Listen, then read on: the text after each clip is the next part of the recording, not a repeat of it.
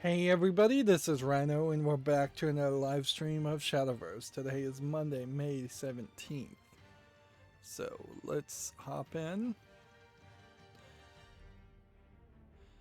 Come on, load in. Take forever. Turns out I actually did install a plugin on Chrome that lets me auto mute the tabs. So that's why I couldn't hear audio last stream.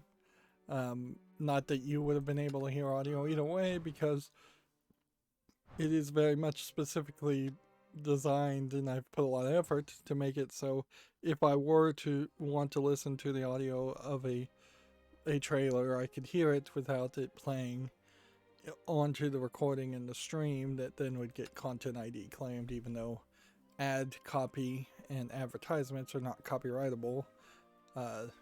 Content ID still is abused heavily in that factor. I don't think there's any reason to re-roll here, so we got Swordcraft or Dragoncraft. We'll very quickly go through the accountability section, and today could be fairly short, although that is promising a lot and not delivering, and almost certainly not really delivering, because what we have as an issue today is that there isn't that much news out. There was no Beastcast or Friday stream, I think. If there was some kind of Friday podcast this second week of all of Giant Bomb East basically quitting, I don't recall hearing it. So yeah, that's the thing, I suppose, and so Tuesday would be the next point in which we'd hear really anything from Giant Bomb. I've been playing Psychonauts. I have intentionally avoided any spoilers on Psychonauts for a very long time, and now playing it, it's slow. It really is slow.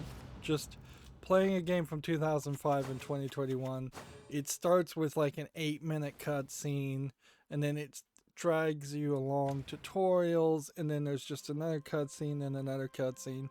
There is definitely some weirdness, I feel like, specifically around the way the characters look. They kind of look like Muppets, but they kind of just look like really weird, like 1990s Nickelodeon cartoon animation styles.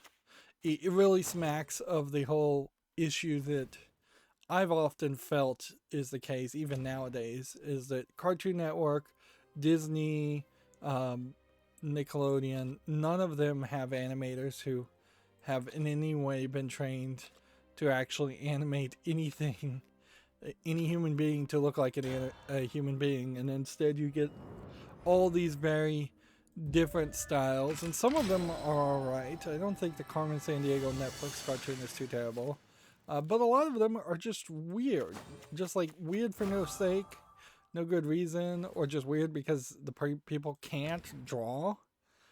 It's just crazy, and probably it boils down to, as much as I'm sure nobody would ever agree to this, is we need life drawing classes in public schools.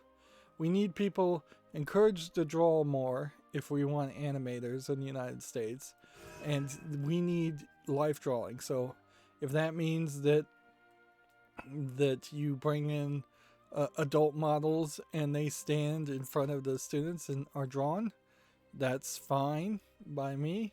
I'm assuming no public school is going to let them go into the nude modeling thing, so it would be adult models in, I'd imagine, decent clothes, high fashion clothes. You might also just bring in other students, or have one student stand and act as a model as the other people draw it.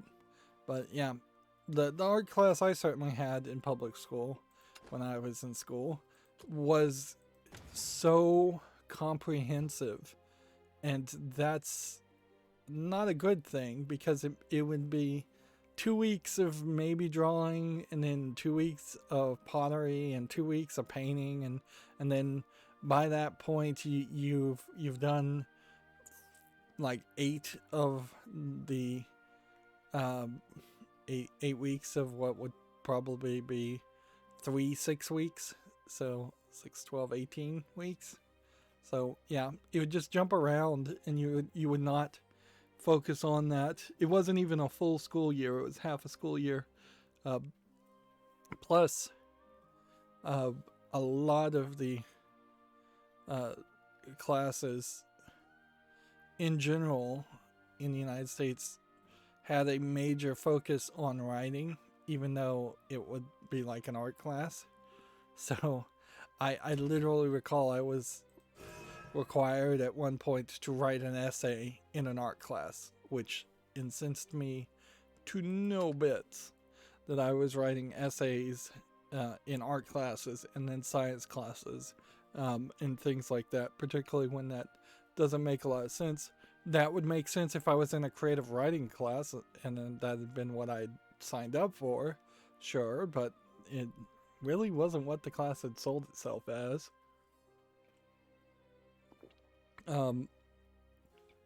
Nowadays in particular, it makes less and less sense that there would be any... I'm just going to take this default Dragoncraft deck and try this. Anything like that. So yeah, to get back to Psychonauts though, it looks weird, and I don't know what you do with that. I think you have to slowly in Psychonauts 2 adjust the models to try to make them look a little bit more human and less low polygon-y. I think you have to at some point work towards making it much more relatable. There's a lot in Psychonauts that I've already seen that makes it feel like a thing that Double Fine made for Double Fine, not a game that Double Fine made for an actual audience. And I feel like you could probably level that accusation against all Double Fine products, is that they make them to entertain themselves or Tim Schafer. They don't make them to be popular or to even be relatable. I didn't go to too many summer camps, and since the game is set in a summer camp, I feel that's a little unrelatable for me, but probably somewhat relatable for most other people. But then it's dangerously... Psychonauts is dangerously moving itself towards an allegory of being at a summer camp for mentally disturbed kids, or a psycho asylum. If anything, it probably should go, if it wanted to go that direction, it should have gone even crazier and just done something like Alice Asylum, which is the theoretical third game in the American McGee Alice series. And yeah, if you look at the American McGee series and Psychonauts is kind of the slightly more child-friendly than the American McGee Alice series, but not by much, because like you can accidentally kill birds with your psychic abilities at some point, and when you do that, instead of going oops or I didn't mean to do that, he literally says see you in hell. Like that doesn't make the character you're playing as, who's supposed to be this kid and hopeful, feel like a normal kid and hopeful. It makes him feel like he's a psychotic serial killer in training. There is a bully character who has shown up multiple times in the overworld and in the story. The bully character is just increasingly becoming abusive and harassing. The teachers of the summer camp are frankly not particularly good and kind of abusive and harassing too. At least the first main guy is definitely in that way, and then the second main guy is also more than willing to experiment on the kids and not really risk and not really be concerned for their care. So yeah, The comedy in Psychonauts just does not feel like it's a game designed for young kids, even when it first came out. It's definitely not a game designed for kids these days because it's a 3D platformer, somewhat, I would say, similar to Mario 64 with at least one level so far I've seen. I haven't even gotten that far because it's easy to get distracted in the overworld. There definitely is one level that is very much like Mario Galaxy, in which you're wandering around a cube and that changes gravities when you walk around the edge, which that's cool and all, but it's not super impressive as Mario Galaxy played with that concept and went a lot further, and I have yet to see that, but I'm also not very far into the game. I wouldn't be surprised if the game is actually particularly short, and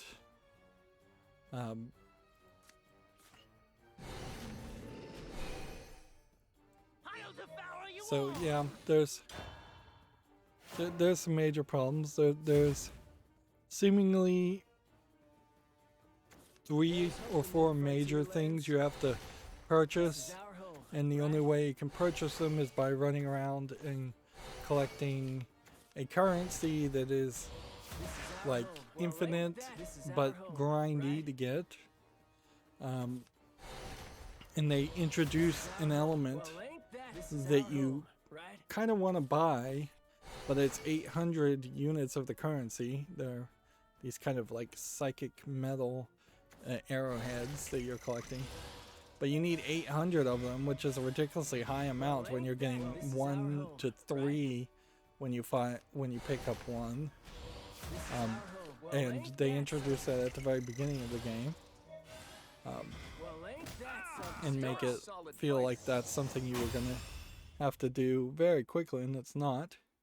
When you start the game, there's a heads-up display with 3 different buttons, the left bump, right bump, and the right trigger, that are just unassigned because you have no abilities that you can assign to those buttons. And they're just on the screen for a good 2.5 hours before you can even do anything with them. Psychonauts, when it first launches, isn't in the right resolution, but even when you get it to the right resolution that I want it at, which would be for me 1080p 60, the subtitles don't particularly scale well. So every time you're in a cutscene, the subtitles are taking almost half of the bottom screen up. They're just way too big. Maybe that's because I have high dots per inch enabled and the game just doesn't play well. There's a lot of argument now that Microsoft owns Double Fine that they should use the new engine as they're about to release, or right after they release Psychonauts 2. They should use their new engine to recreate and remake Psychonauts 1. There's also, I think, some kind of basic changes you could make as far as making it a more linear Life is Strange-esque storyline game, or Telltale Walking Dead style storyline game.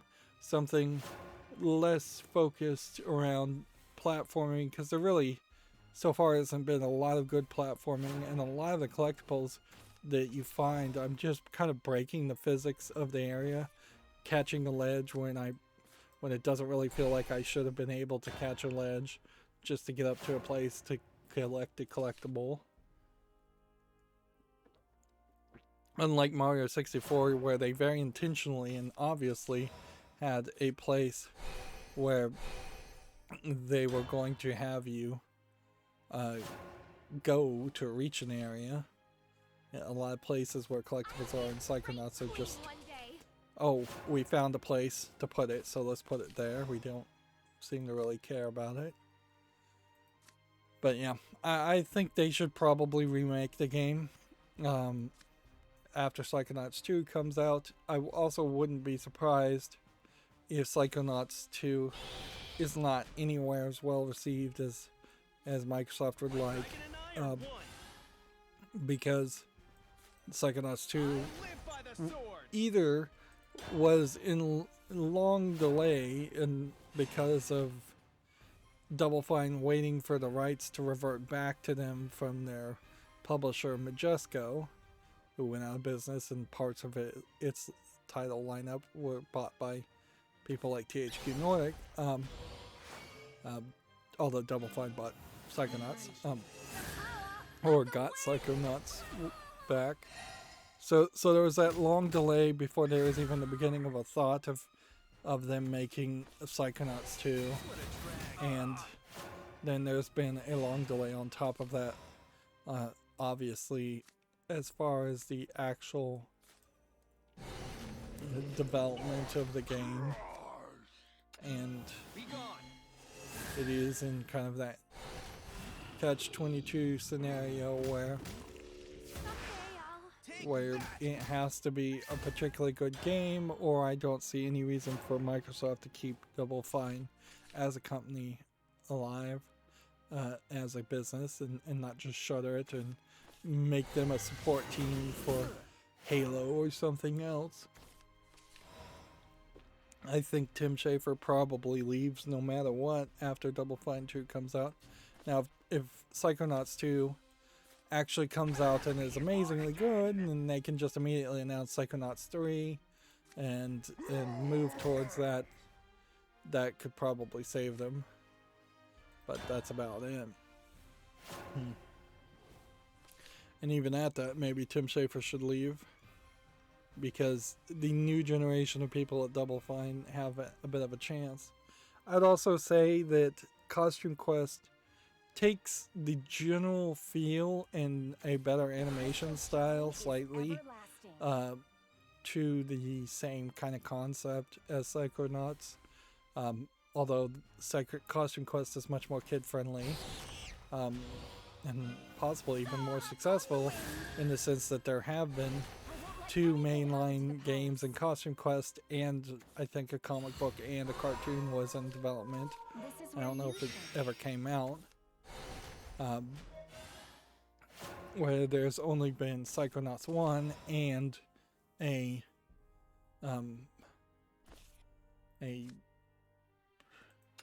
VR only game. Side story. The crystals grow dim. How much is in it for me?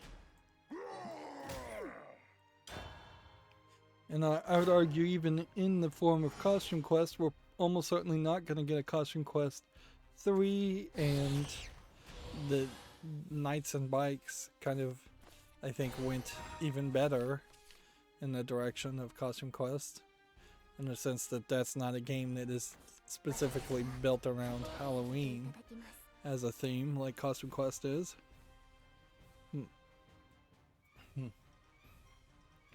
But yeah, I do feel like Psychonauts should be a much more kid-friendly story, and a reboot would probably help with that. You could have more characters, you could have more levels, you could have more of a polished attempt with modern conveniences. Like, there's a fast travel section in the overworld, but then there also is an ability to just automatically fast travel in the overworld also, which just makes no sense at all, that you can either walk to one point in each subsection of the map to fast travel to another specific point in a different subsection of the map, or you can use the instant fast travel section to go to a central location, which then will make it quicker for you to walk to a different point and then use the fast travel section to leave. Or you could also transport yourself to the central section and back to where you were before without using the fast travel points. So the whole thing makes no sense. The map should just kind of let you teleport yourself around, just to save time. The map doesn't even work. It is inverted controls with no option to de-invert the controls on the map. Let's see. My dragon and I are one. Think I'm gonna lose here.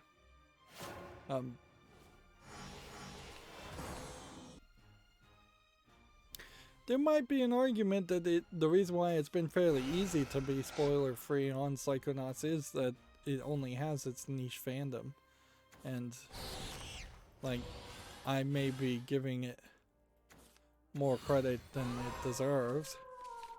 It also could be a case that Psychonauts is just a mainstream video game journalist's darling, and so people talk about Psychonauts a lot more on Giant Bomb and YouTube channels of those sorts, Kotaku, Polygon. I wouldn't be surprised if a lot of those people hyped up and talked about Psychonauts, particularly since we kind of know Tim Schafer has been in that level with the SJW group, so his politics align with the politics of Kotaku, Polygon type editors who might want to just promote his game once more. But yeah, if you actually look at Double Fine as a company, not a single one of their projects worked well, because there is a stumbling block, certainly. For Psychonauts, I think it is making it an open world collectathon game and platformer when they clearly wanted to tell a story. For Broken Age, it's taking forever to release a story-based point-and-click adventure game and trying to treat it like a AAA game when clearly any point-and-click adventure is going to have to be done on a budget and done quickly, and you're going to only make so much from it. Certainly the Kickstarter / creation of Fig, because Tim Schafer does sit on the board of Fig. The focus to get other people to pay them to make the games they want goes crazy. Certainly. Brutal Legend would have probably been better if they didn't hire Jack Black. As much as I like Jack Black as a voice actor, I have to assume that a ton of the budget went into Jack Black's pocket for voice acting. But certainly it still wouldn't have been the right game as long as it had the stage battle real-time strategy concept. It honestly feels like they're just throwing darts at a dartboard sometimes and merging things that, for good reason, have never been merged before. How much is in it for me? Costume Quest was, I think, arguably the one project that Tim Schafer cared the least about, and perhaps because Tim Schafer cared the least about it, they that's why Costume Quest is arguably one of their best releases. There's also weirdness that, like, Double Fine started their business in the .com boom and built a studio out of a warehouse that was, in their own words, not safe or conductive to creating things. So they spent a large amount of time just with working in a bad environment.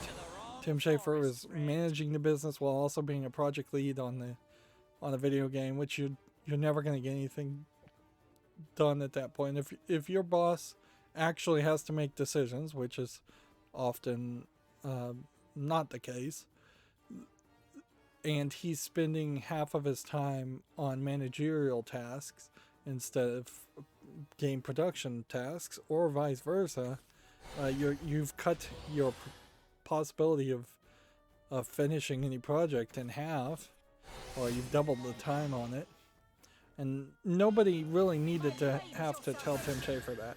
It would have been completely obvious from day one that he would have needed to say, either I'm going to be the production lead in charge of making a game because that's my passion, that's where I want to put my effort, or I want to be the manager because that's where my passion is, or that's where my skill set is, and I'm going to let someone else be the guy in charge of actually making sure the game gets made. There is definitely a problem of taking on too much in any case, and you have to always work carefully to avoid that. You're a solid fighter. So moving on to the video game news, because honestly, I'm talking more about Double Fine as a business than Psychonauts, because Psychonauts as an actual game feels like, even though I'm 4 or 5 hours into it, it feels like I've kind of just barely started. Let's go with the video game news. And a good transition here is taking on Too Much. According to TechRaptor, Devolver Digital is reportedly considering going public. Now, I feel like this is not going to go well for Devolver Digital. They've been a decent publisher of games, but not particularly a great publisher of games. They've taken a lot of good games and published them, but about half of their games that they published also were mediocre fly-by-nights. Devolver Digital is most known, and this is a problem, for doing their "we don't care about E3" joke parodies.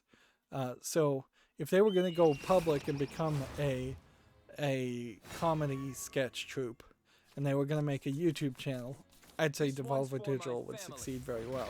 But them going public to raise funds so that they can publish more games, half of which aren't that good and obviously aren't paying the bills enough that they could just get more games to publish anyways, I don't see the logic there.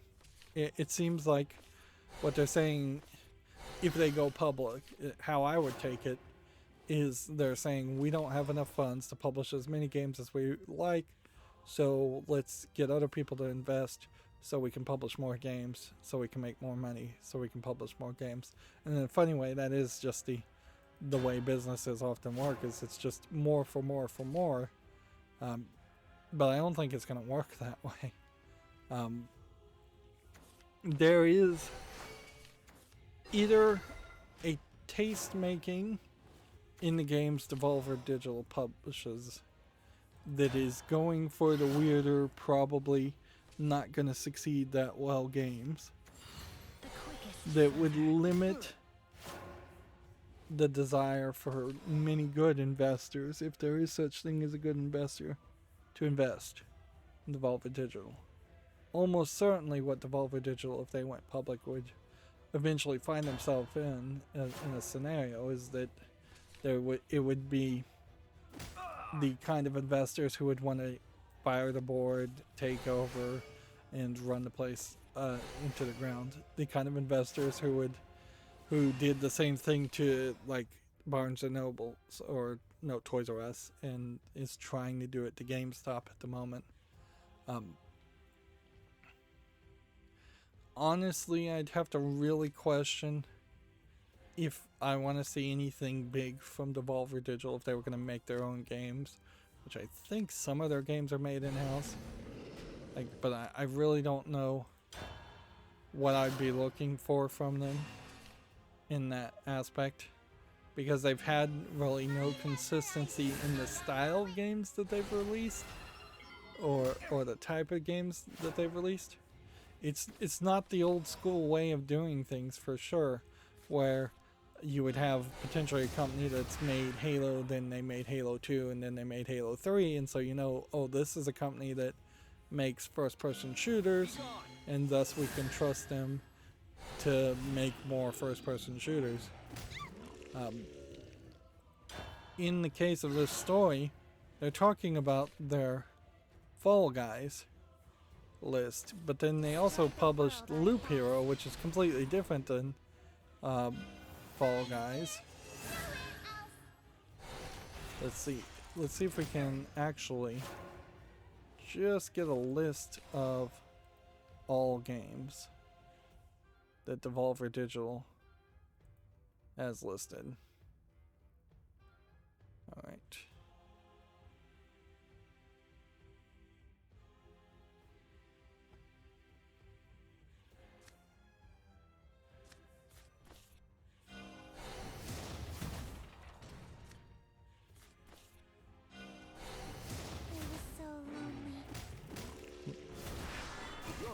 solid fighter. I lost. So here's Devolver Digital. We have Shadow Warrior 3, which I guess maybe that's their biggest series.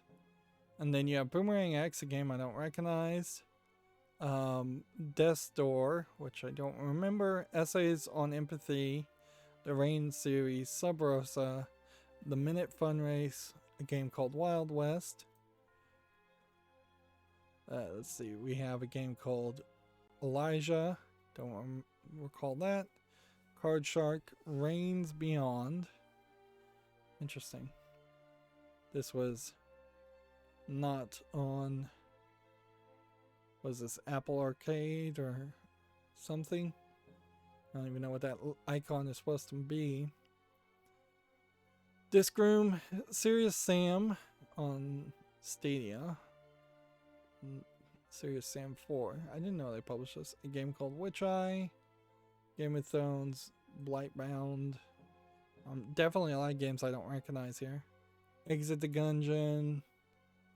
Let's see. Heave Ho, Cricket Through the Ages. I don't recognize half of these. Metal Wolf Chaos XD was only published as a joke. Half of these games are kind of jokes. My Friend Pedro. I don't think that game really went anywhere. Gato Roboto. Ape Out.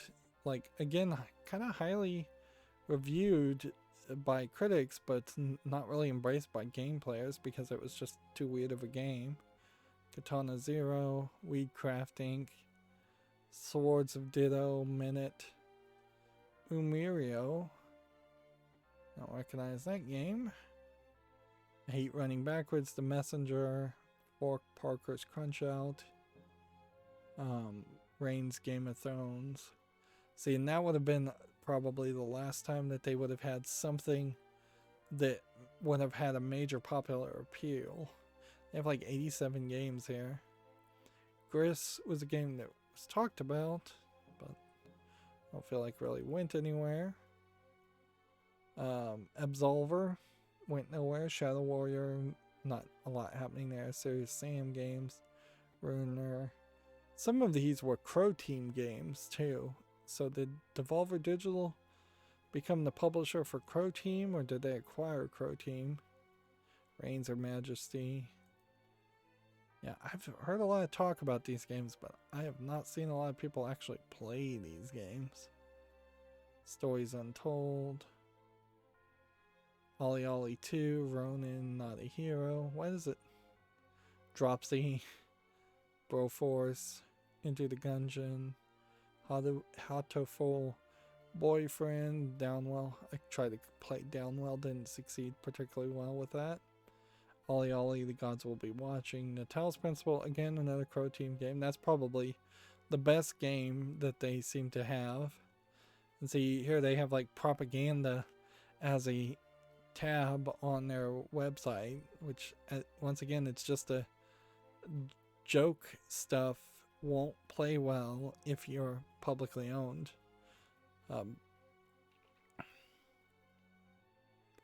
So yeah, even with what seems like either an acquisition of Crow Team or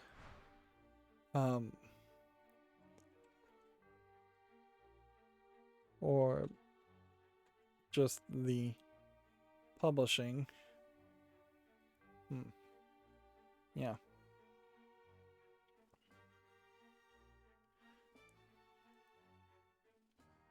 Let's see. Here we have an article. Crow Team and Devolver Digital got hitched nearly 30 years ago. Blah blah blah blah blah blah blah blah. Blah blah blah blah blah blah blah. Devolver has acquired Crow Team, or maybe Crow Team has acquired Devolver, who can really know it at any point of this relationship. So yeah, you are definitely in a different position as far as those list of games if you are not including the Crow Team games, because the Crow Team games are AA, AAA games, where everything else that Devolver Digital has created or published have been these weird experiments. This one's for my But I also would have to say that the games like Carry On, and the other kind of joke games. Not enough. But even the Serious Sam games are in a weird position where they don't succeed on their own merit. Like, Serious Sam games are the opposite of seriousness, and Serious Sam games are pale clones of, like, Duke Nukem games, which we haven't had a successful Duke Nukem game in a while, so why would we have a successful Serious Sam game? Yeah.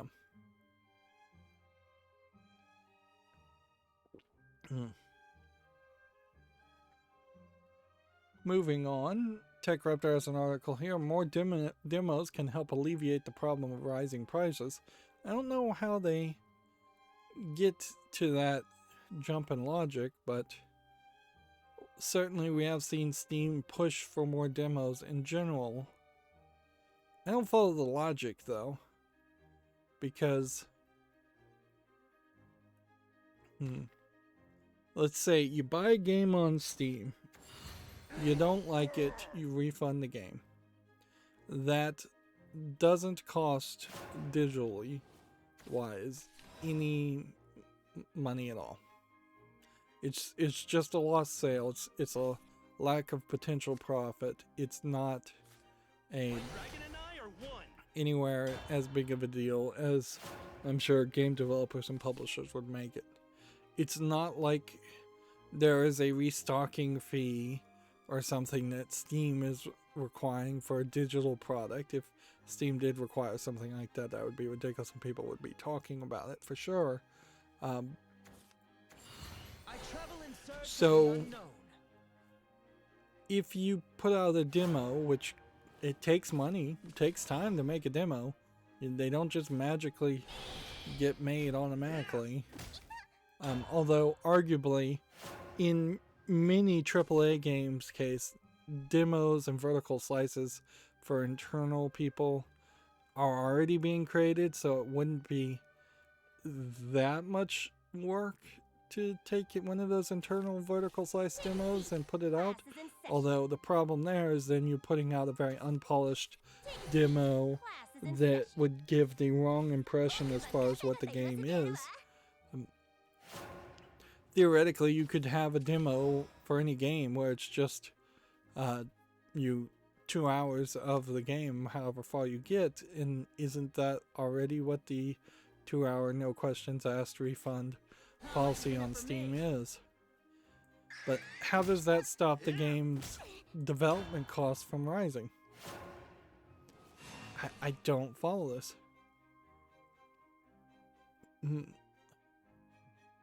But I also am not really reading this article. I can see immediately that this guy, Joshua Robertson, staff writer, is labeled as new! Exclamation point. I don't know if that's true or not. We could actually just open this link and see how many articles he's actually written. But the final paragraph here says, Sony hiking up the prices of its games while simultaneously having no way to see if you like it beforehand feels like a disaster waiting to happen. Couple that with the abysmal review policy that only offers people a refund in the most extreme circumstances, and Sony's risk punishing its customers for supporting its more experimental titles. By utilizing demos, Sony has more of a leg to stand on when it starts charging more for its games. But see, that argument is not even the headline. Like, it really can help alleviate the problem of rising game prices. Really, what that should say is it could help justify rising game prices, if anything. Because it in no way, having more demos alleviates the problem of game prices on the Sony store. Son of a gun, ain't you? It just doesn't. And there really isn't a case, I think, that a demo, more demos of games coming out would convince other publishers to lower the price of their games. Nobody would have played, I guess I have to use Witcher 3 as an example of one of the best games most recently. Nobody would have played a demo of Witcher 3 early enough and with enough foresight to say, oh, this game is going to be so great, we cannot possibly compete with this. We're going to have to lower our game down to $55 instead of $60. We know that's the case because nobody did lower the price of their games in any way after seeing the massive amount of content and quality in Witcher 3. If anything, it is more of a hype wave where with every successful Witcher 3 coming out, it just becomes more of a justification to continue down the path of greed and acquisition of as much money as possible per game. Like, more and more bad games probably tried to subtly imply their game was as good as Witcher 3 than anything else like that. And let's see, this guy has written this opinion piece. This opinion piece, Near Replicant is proof games should get a second chance, which I didn't think this was a particularly good opinion piece either. And a Returnal 3 Act 3 guide. So yeah, I'd hate to say after 3 articles he shouldn't get any more work, but he should find a better voice and a better perspective, in my opinion, because ignoring a guide, which he was probably assigned to do it before he would be hired, and honestly, before you're made a staff writer, you probably should have at least 10 articles you've written. Also, you also shouldn't be probably allowed to just then pour out, as soon as you are a staff writer, opinion pieces. This is how SJWs establish themselves into places like Kotaku and then just publish the same thought over and over again. But yeah, I don't follow the logic on this one, skimming it and not really reading the article. And I don't follow the logic on this one because I don't feel like Near Replicant is a good example of a game that failed the first time and thus is a good example of a game that deserves a second chance. Moving on. You're a solid fighter. Yeah. The audio started playing on this trailer. Oops. And I'm hearing this audio and I'm like, what am I hearing this audio for? Like, I'm very confused there, and that's why I need to be very careful. And for Steam's internal embedded player keeps the audio muted if you're muted, so you're fine. There. It's only when I'm at other websites that I need to then use this mute button that I can't even really see as a mute button. It's called auto mute. And you can see I've whitelisted Steam as a domain. But yeah, everywhere else I'm gonna auto mute. Like, ideally, what I don't want to have to do is move to a system where I'm having to go to OBS or some other software to unmute it. I want to be able to click a button on this screen that says start playing the audio in a very natural and obvious way. I want to be able just to click this and have the audio start playing. Hmm. So, there have been several games that emulate being blind. This looks like another one of those. It's 2249 English and French. I'll give it a chance. Honestly, it doesn't look particularly that good. And certainly I have played at least one game where that didn't really work anywhere as well as it should have. Let's see, we've got a new flair for reaching level 100 in Dragoncraft. And we'll just be playing multi, not single. There's nothing in the main story even to do at this point. Rotation. Turning ramp.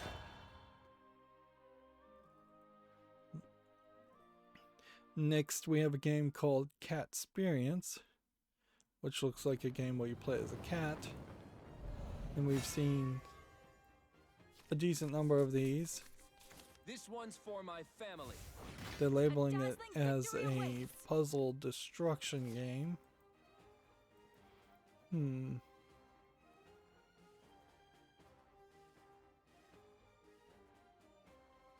Seems like you might be actually in a puzzle mystery game where you're looking for your missing owner as the cat, which is a slightly different idea.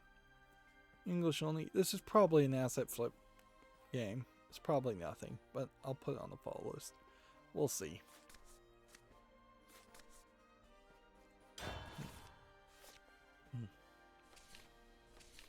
Let's see.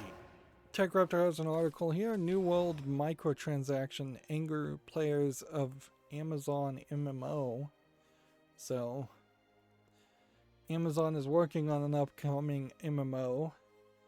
And already there's anger that it may be a pay-to-win game. Which, that doesn't spell well. So far we haven't seen Amazon successfully do anything with any of its ambitions to make a video game. But also, I would say that information and talking about an MMO that's not even out yet is just too early. We don't need to worry about something that may literally never come out. There's plenty of drama about games that actually have come out. Let's go and play this. Next we have a game on Steam here called Rabbit Run, which looks like a kind of simplistic 3D platformer. This game kind of is very comparable to what Psychonauts is, except for not so much floating in just a empty skybox. But yeah, there really isn't a lot of difference here, and this has more visual polish. You in Psychonauts walk around, you collect collectibles, you have a heads-up display, and that's kind of it. And if looking at this game, I have a hard time thinking that this is enough of a game. It's $3.99. I'll put it on the fall list. I'm just going to be too generous today, I can already tell.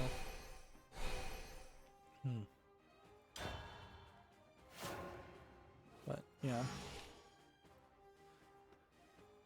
TechRaptor has an article here. Build a fantasy village in Kainga, Kainga, arriving fall 21. Which this does have some kind of weird house on top of a either animal or a machine. And this is once again just talking about a game that's not out yet. Okay. This. Designs are like unhatched dragon eggs. And then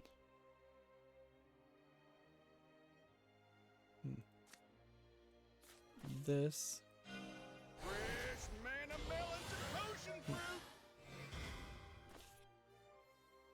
And then we want to play.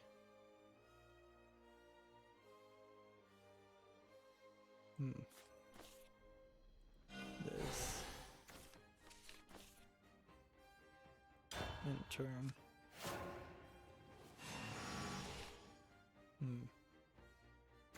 Divinity, thy name is ignorance. There's a lot going on there. Flies. How can this go so badly?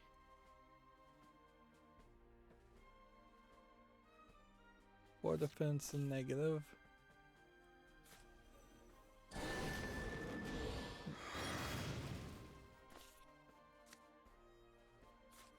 My raging flames have got your back.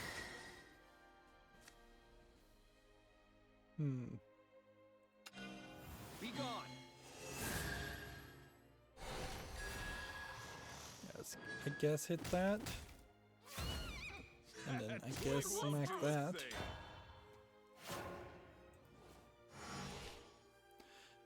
Gamasutra has a job listing for Sucker Punch Productions as a senior games writer in Bellevue, Washington. I'll mention that. See, Gamatsu has the Story of Seasons mobile debut trailer, which definitely looks like a farming game. I kind of like the art style here. Like, honestly, this would be way better on as far as Psychonauts is if they even just look like this. And this isn't even particularly a great art style by any means, but it feels way more accurate. And see, now, right now, the audio is playing technically, but the page itself is muted. So I'm not hearing anything. I know when I've lost. Me whiskers. You're a fiery one. Like, you already have the weirdness of the characters, the Psychonaut characters' personalities, and the fact that they're psy cadets, or psychic cadets. So I think what you do at the next step there is have them look more friendly or more humanoid in the real world, and then have them look slightly different in the mind world, in the astral plane. That would have been understandable too. It kind of makes the whole thing potentially feel like it's setting up for the concept of the whole thing being a dream, or the whole thing not being real. Fresh manna melons and potion fruit. Alright, well, if I could just now get It won't be long a little bit more damage done to this guy, Hunger is sharper than any freshness guaranteed. which I guess that means I should have powered up this guy, not powered up the other character. Gamatsu has Guilty Gear Strive story trailer. Apparently this story is promising to wrap up a lot of what I guess is long-running story that's been happening in the fighting game series, which seems weird, certainly. But on the other hand, it also, I think, makes some sense. Otherwise, you're going to be in a situation where there's just a massive amount of forever. Sundering fist. You are forgiven. Interesting. So this guy actually could have done twice the damage through 2 attacks.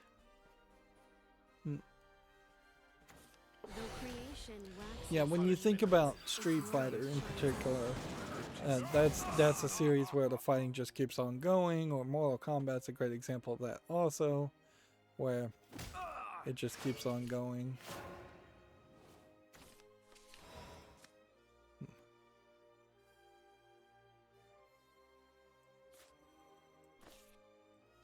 Magic is a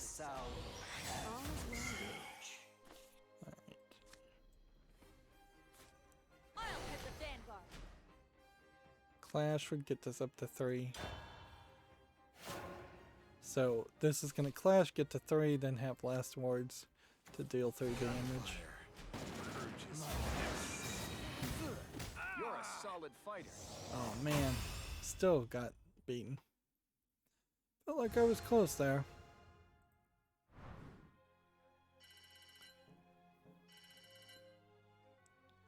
But I think I am figuring out this tournament deck a little bit better.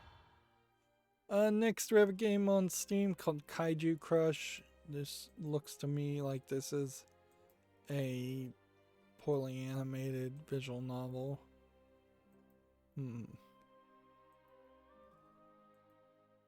Yeah, it kind of feels like it's either Western or Chinese game. $9.99.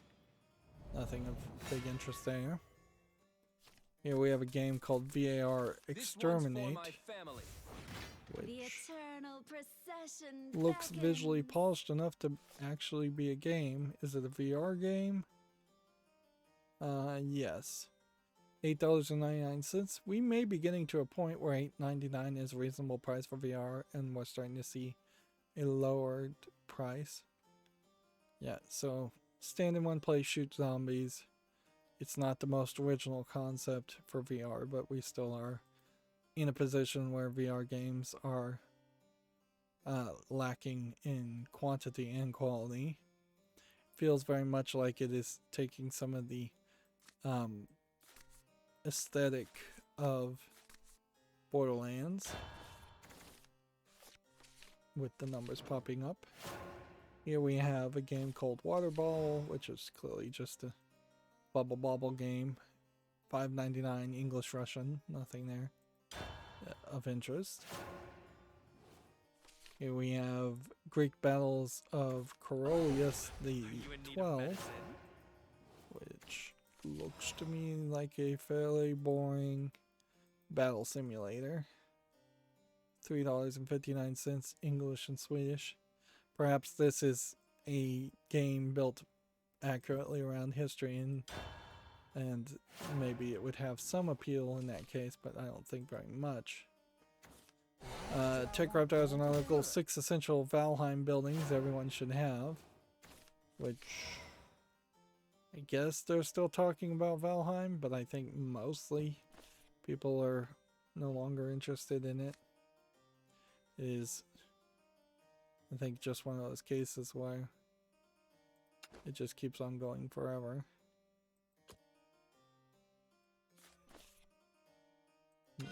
I'll face you head on.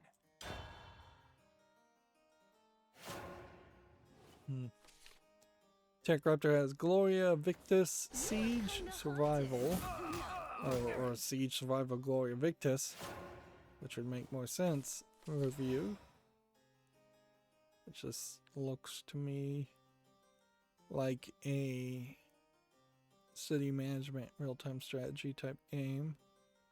Maybe a little bit tower defensey, but not too much. They give it a 7.5, which is what they give every average game.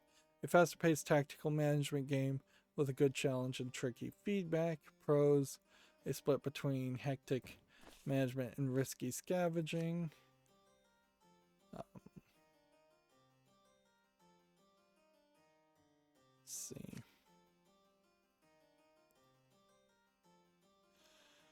What should I do? I think I should play this and ramp as fast as possible. Yeah, pros: a split between hectic management and risky scavenging, detailed narrative events that can change how you progress, and smooth gameplay with solid visuals and music. Cons: it lacks manual saving, and teamwork mechanics and events and scavenging provide little clarity or feedback.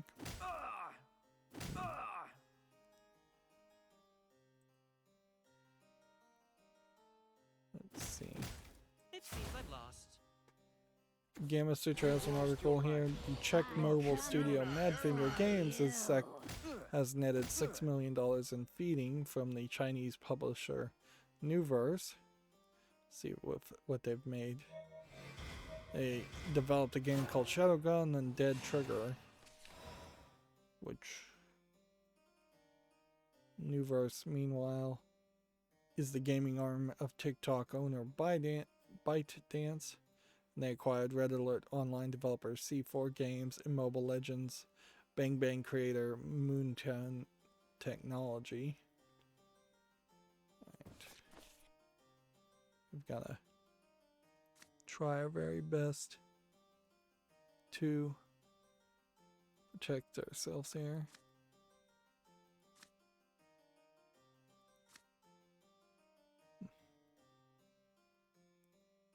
Right, if I do this one, The uncharted desert awaits.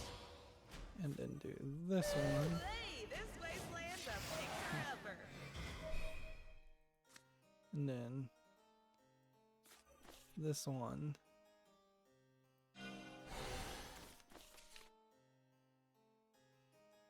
and then Don't take this personally. hit that, Can I haunt you evolve too? that, I'm ready for more. What do we hit have here? that. This is pure craftsmanship. Grace.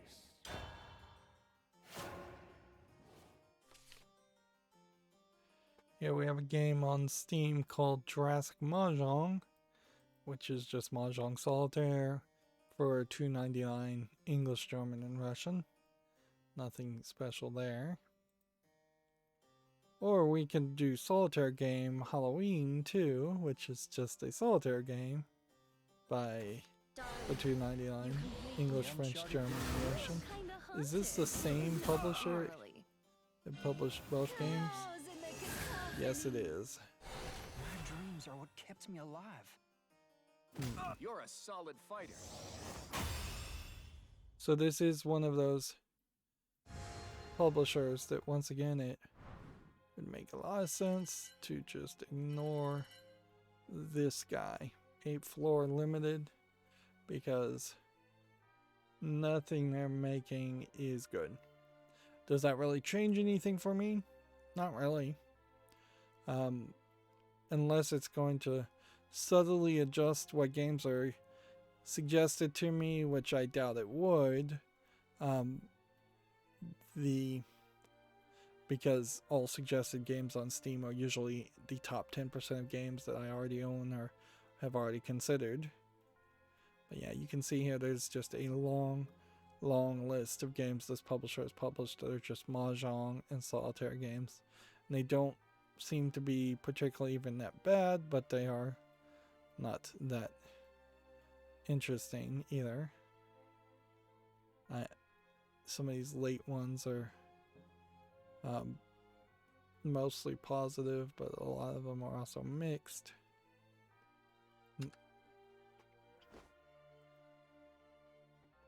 Let's see. Next, we have a game on Steam called Lost Scale Part 1, which looks like a top-down twin-stick shooter for $2.99 English only, clearly being bundled with a bunch of other garbage games.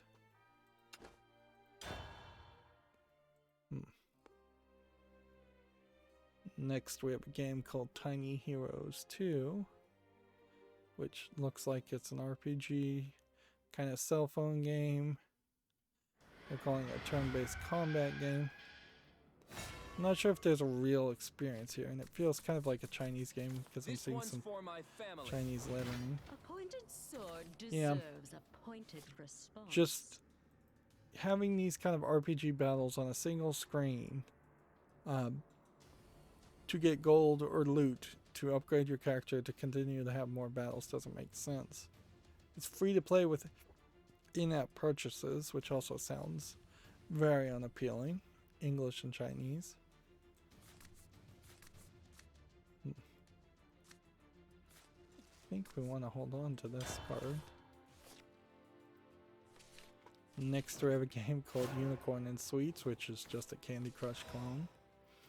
Which, once again, these are the kind of games that should be ignored or not allowed on Steam. This is English and Russian.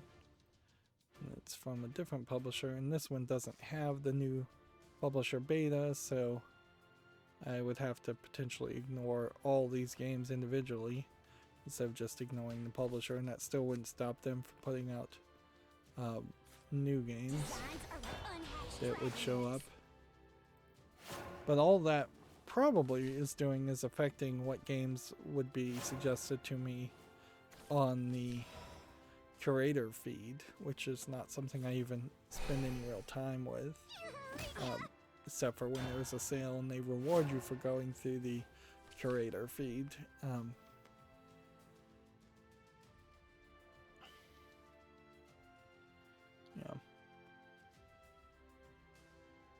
Next, we have a game called SNK-RX, which I assume is Snake RX, which looks like it's just a poorly animated top-down twin-stick shooter, kind of bullet hell shooter. $2.54. Let's see. Do this. And then do this. And then do this.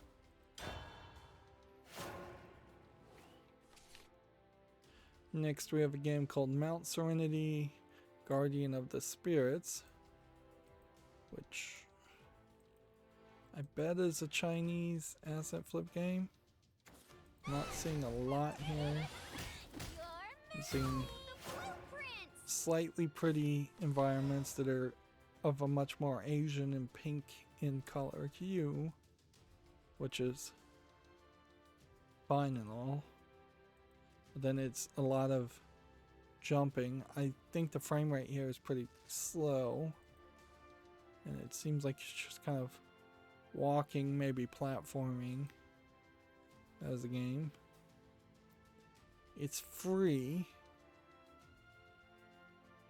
and it's English only, which seems weird. Yeah, I just don't see anything there good enough to qualify.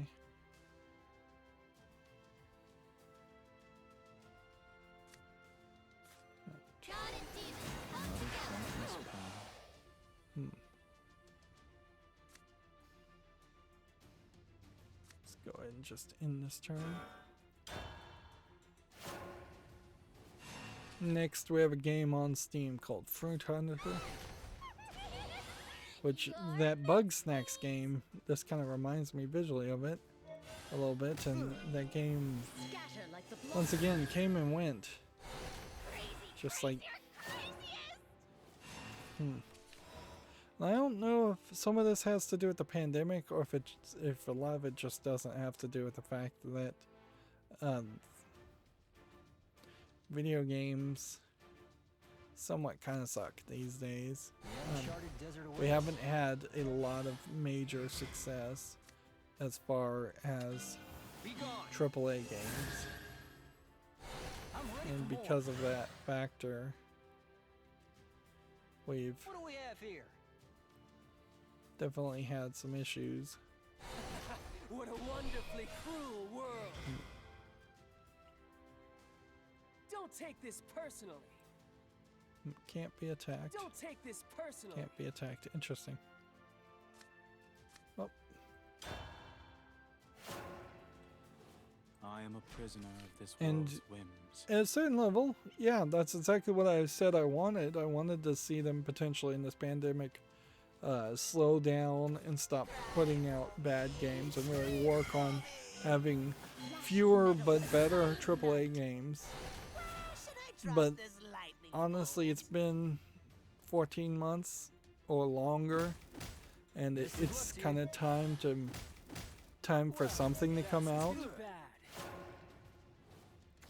bad. A patch update or improvement on something like Cyberpunk 2077 is not enough. Designs are like unhatched dragon eggs. Right. 5 to 2 random things. Or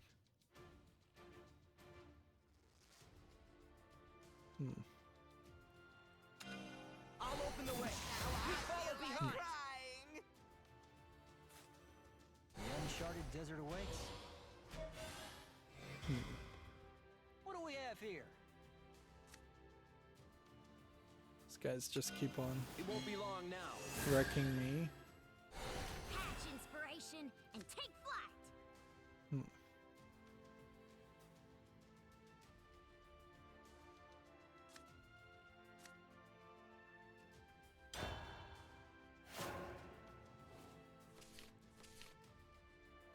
Let's see. Next, we have a game on Steam called The Burnt School, which doesn't look like it's animated well. Seems like it's trying to be controversial more than anything. The idea of potentially of playing a pyromaniac that's going to curse / burn a skill maybe would work. There is that game Lucas, that game series Lucas that sort of worked but didn't have quite enough polish. I do own those games and plan on covering them at some point. This is $3.99 English, Portuguese, Brazil. There is also, I think, some other ideas around that.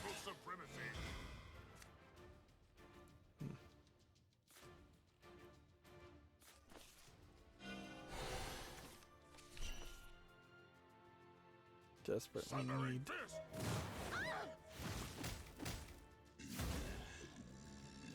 Needed a little bit more health. These two being unable to be attacked killed me.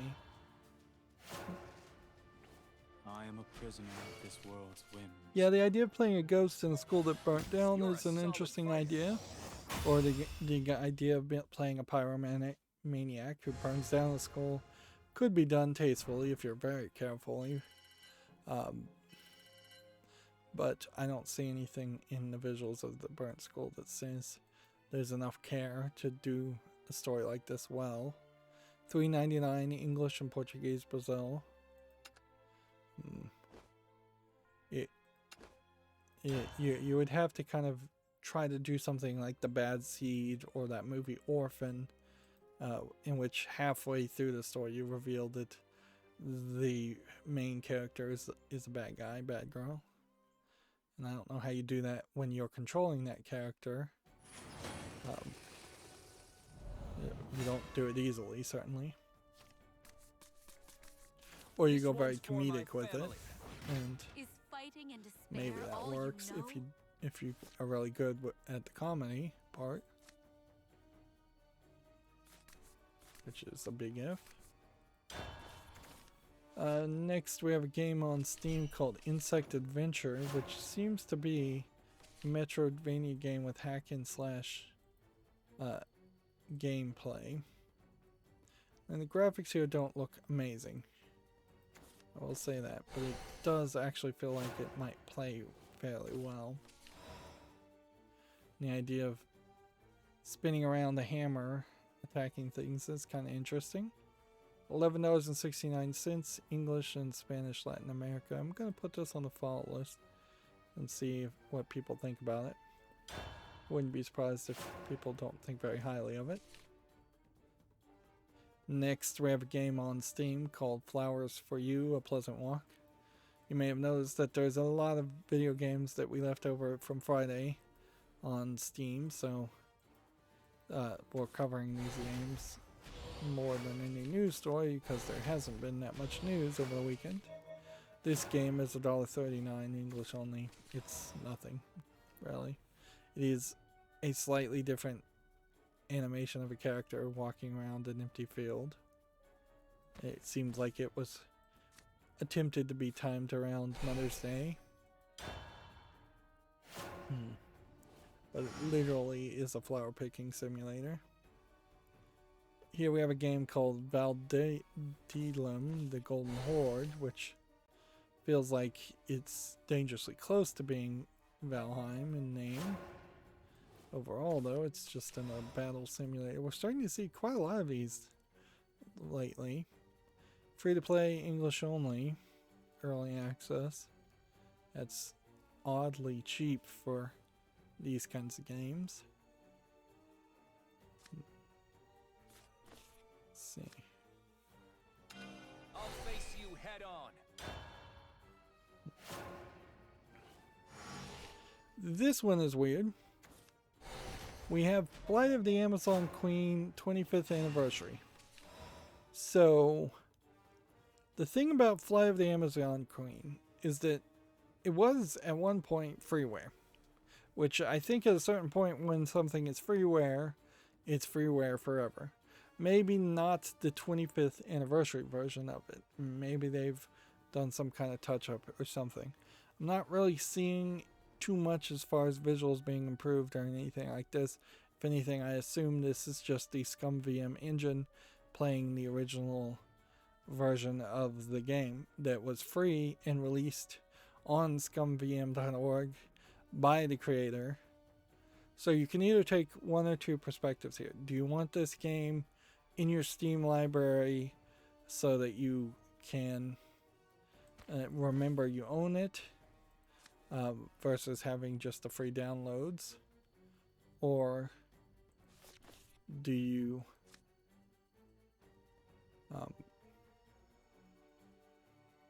just ignore it?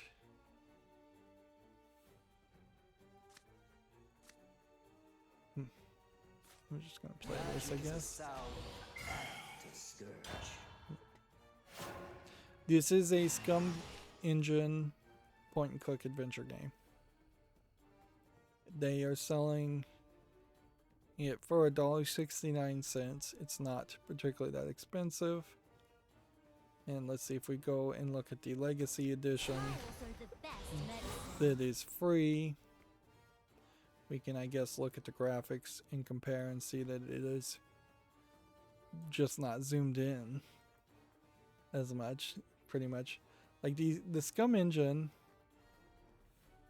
pretty much already has this capability to run visual filters, make things bigger. So unless they ran slightly better visual filters, I don't know what they really changed. Did they take each of these images and then put them in Photoshop and redraw the images? Is this running on some new engine? Probably not. Yeah. The only thing I could think here is that this actually is not owned by them, and this is a scam. And so if we look at Mojo Touch, well, if it's a scam that's worked fairly well, because they also own Simon the Sorcerer 25th Anniversary Edition, which and 7th Guest 25th Anniversary Edition. Although the 7th Guest 25th Anniversary Edition did change it to make it more mobile compatible game, so they did make some changes. I don't think those changes were better. I guess you put this on the fall list, just to think about it. At a certain point, I've definitely said I want to own my games on Steam. I think that applies to even games that were free. I think you are definitely in a scenario that if you were to, instead of paying $1.69, go and download the free version, I think you're totally within your rights, and nobody has any legal argument against that. Maybe you can only go download the original version and not the 25th Anniversary Edition, which maybe it changes the audio or something. You would kind of want to see that here.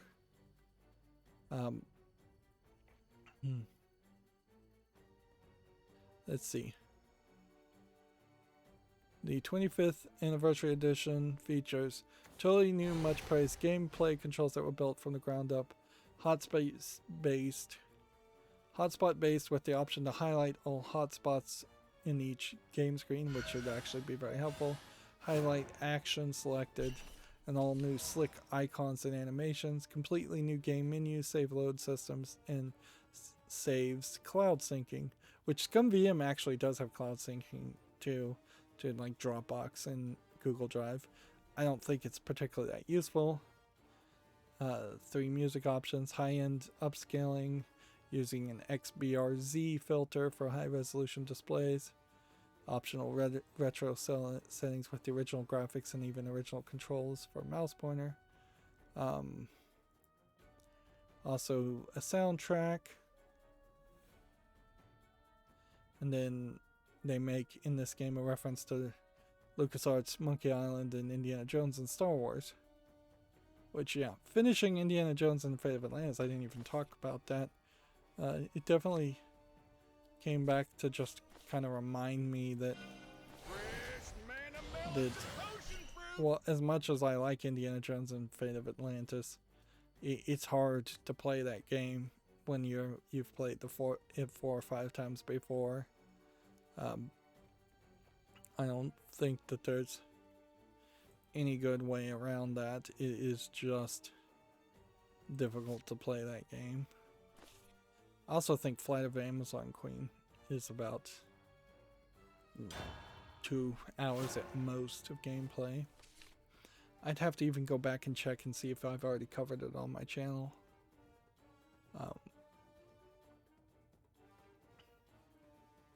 But yeah. It's crazy that Steven Spielberg isn't working with Disney at the moment, who owns LucasArts, to make a Indiana Jones game before the 5th Indiana Jones movie comes out. It's crazy that there wasn't some kind of Indiana Jones game that came out before Crystal Skull, just to advertise Crystal Skull. Fate of Atlantis is really not any crazier than Crystal Skull 2. The twists at the end of every Indiana Jones movie is pretty ridiculous and unbelievable. Like at the first game, the Ark of the Covenant, you get the confirmation pretty much of a Jewish god.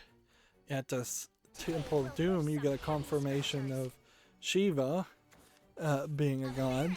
In the third game, you get the confirmation of Jesus as a powerful godlike being. Fate of Atlantis, you get confirmation of an Atlantean god, or Atlantean character who turned himself into a god called Norab Sal. Crystal Skull, you get interdimensional aliens, which frankly are a step below God.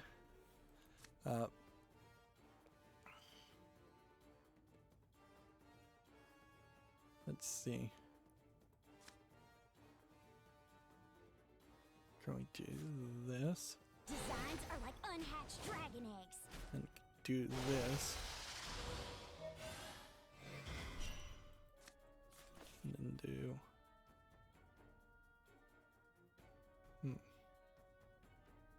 this.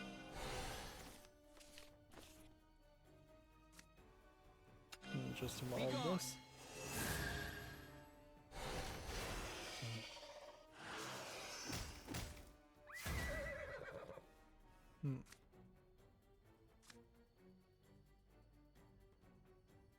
Why is this less than this? I guess this one got buffed up at some point.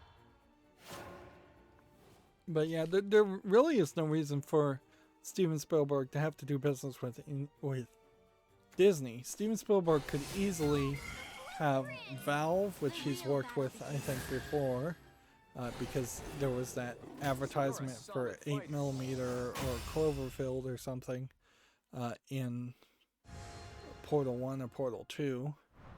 I think Portal 2. But he could certainly work with any major company. Anybody would do business with Steven Spielberg to say, hey, let's make a Indiana Jones game.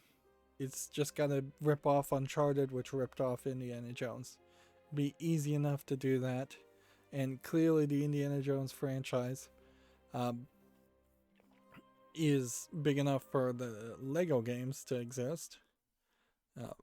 So while the Indiana Jones Lego games weren't perhaps the best Lego games, they weren't terrible This one's enough for to my family. burn Steven I Spielberg. have to act. And I just don't see a reason why you wouldn't want to cross-promote more like that.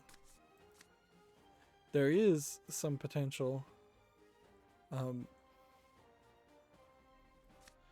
changes as more companies are selling off and being acquired. And I don't know if I have that story in front of me today, but apparently Warner Media is shifting around things too, and we already kind of knew some of that was happening, but we may see Warner Games be licensed to more video game centric businesses instead of having Warner Media and Warner Games try to make their own video games. Uncharted desert awaits.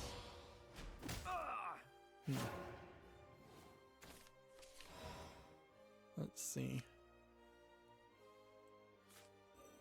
Guess you do this. I'll face you head on. Gamatsu has this week's Japanese game releases. That could be Akiba's Trip, Hellbound the Debriefed, and Rune Factory 5, and more. A new Nintendo Switch Light Blue was released. A lot of games I don't recognize. A lot of games are old, like Planet Side Stories for the Switch, an old game, first time on Switch. Metopia coming to the Switch is questionable, certainly. And then a lot of digital games, certainly.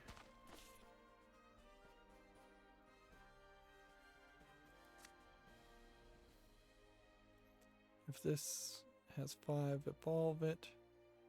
Don't want to do that. I think you do. Fresh manna melons and potion I fruit. think you play that. That way. Get a free evolve.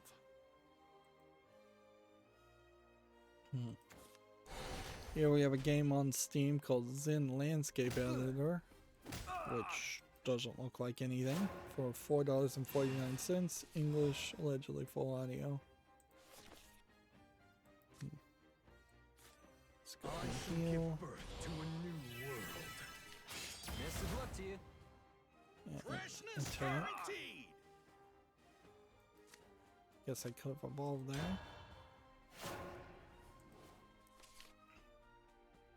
Here we have a game called Herd. There was a chosen one, Dragon. which Repent looks your wicked awful, deeds. like a top-down. They're calling it an action RPG game, dungeon crawler. $4, Him through free to or play. still on. English, allegedly full audio, nothing there.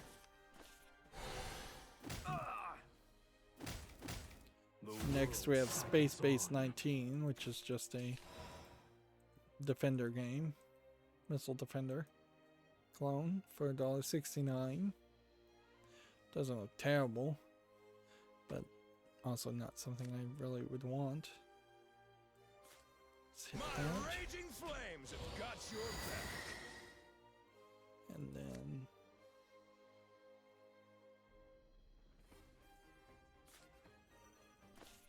hit that, and then hit that.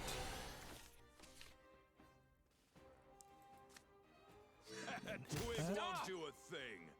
Freshness Like that. guaranteed. Farewell, dragon.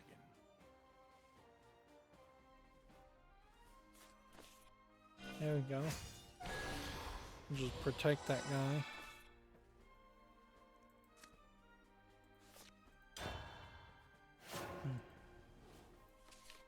This is an interesting bit of news I just saw. eBay is banning the sale of adult video games in July, Birth to a new world. which they're defining as titles with a rating of X, which is not ESRB rating, triple X, which is not ESRB rating, Region 18, which would be the European rating, I assume, and unrated for an adult audience only, which is not a rating either.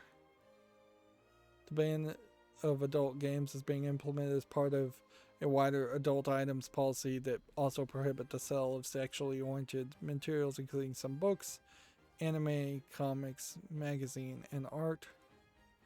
Which, honestly, I think this very much centers around anime and manga, what I mean by comics, and just the general.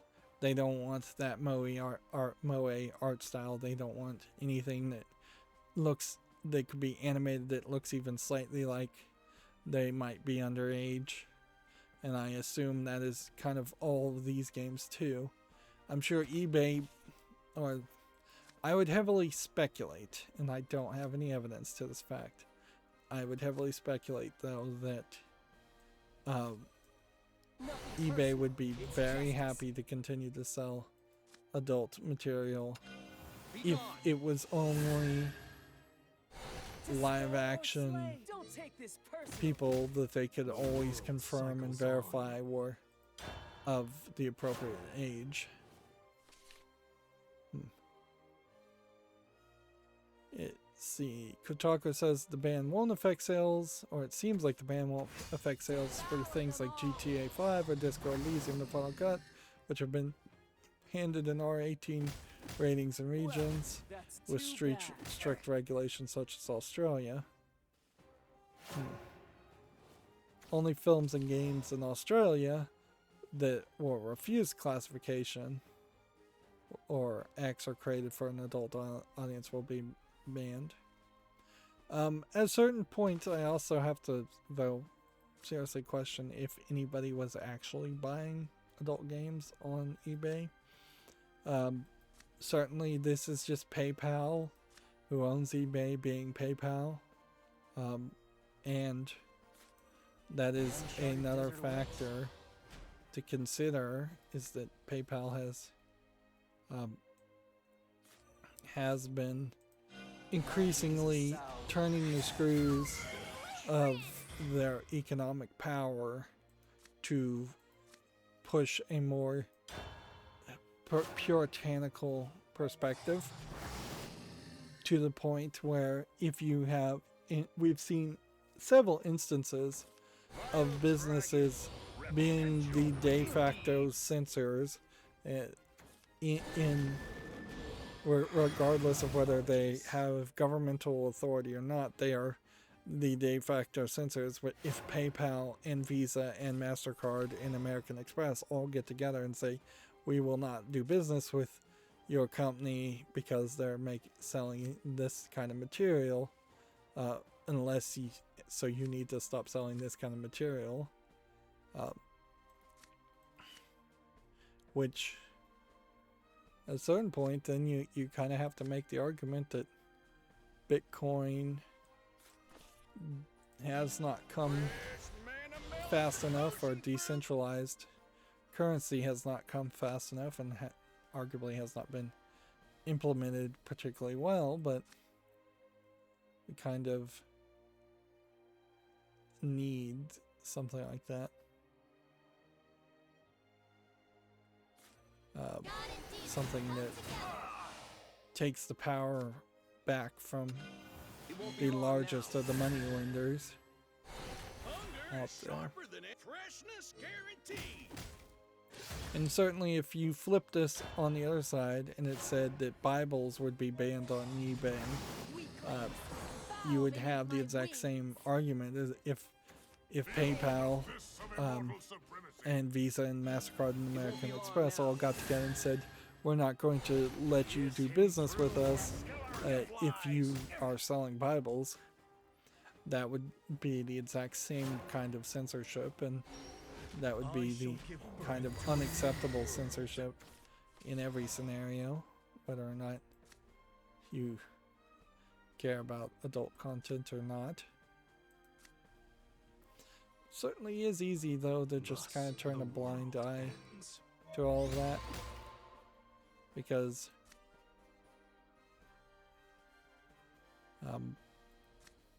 it's not like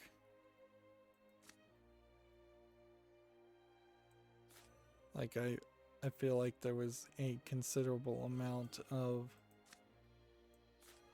Witness the fury of my curse. interesting. Ooh-wee, this wasteland's a fixer-upper.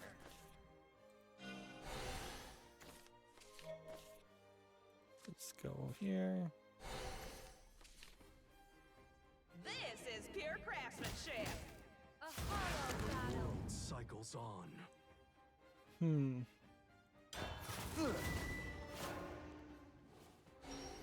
I shall give birth to a new world. this guy can attack, get buffed up, he can win. Wasteland's a fixer-upper. Vile dragon. Whereas if this guy can attack, yeah, I've lost. Time to say goodbye. Oh, this thing's more vicious than a nine-headed dragon. You're a solid fighter.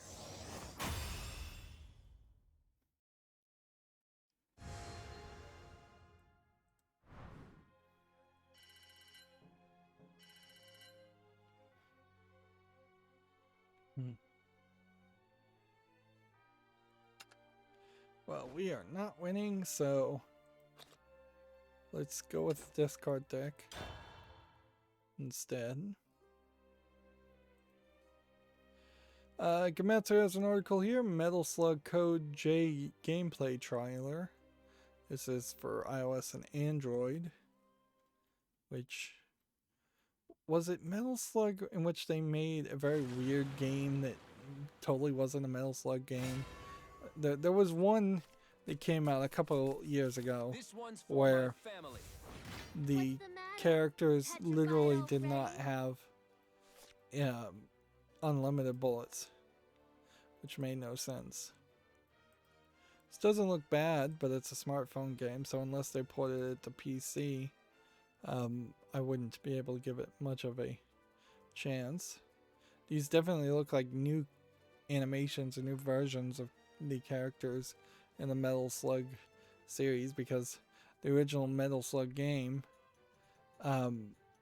was supposed to be like in Vietnam, Iran Contra type areas, and now this is going much more silly in its art style. Here the guy gets turned into a mummy, and then you free this long-haired, long-bearded prisoner of war. Not to say that Metal Slug game was ever really serious. It's just they rightfully needed to update it, and probably should just update it even more so it's not even referencing military at all.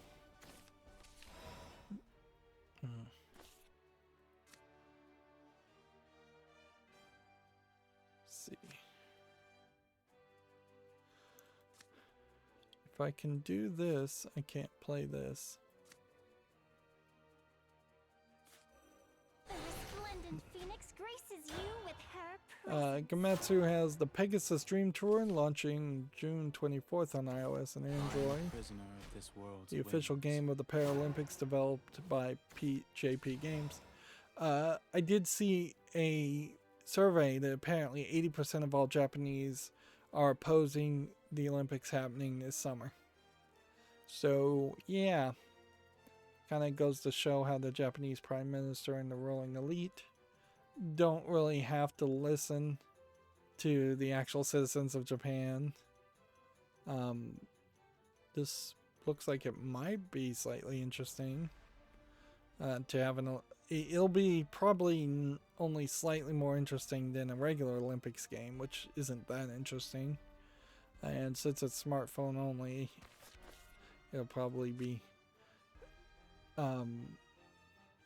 ignored very quickly. And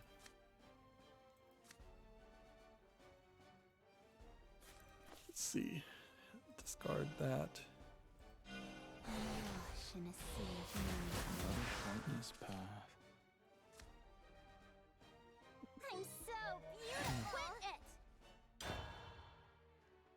But yeah, the Japanese don't want the Olympics to happen because they don't think it'll be safe. I'm sure that's the case.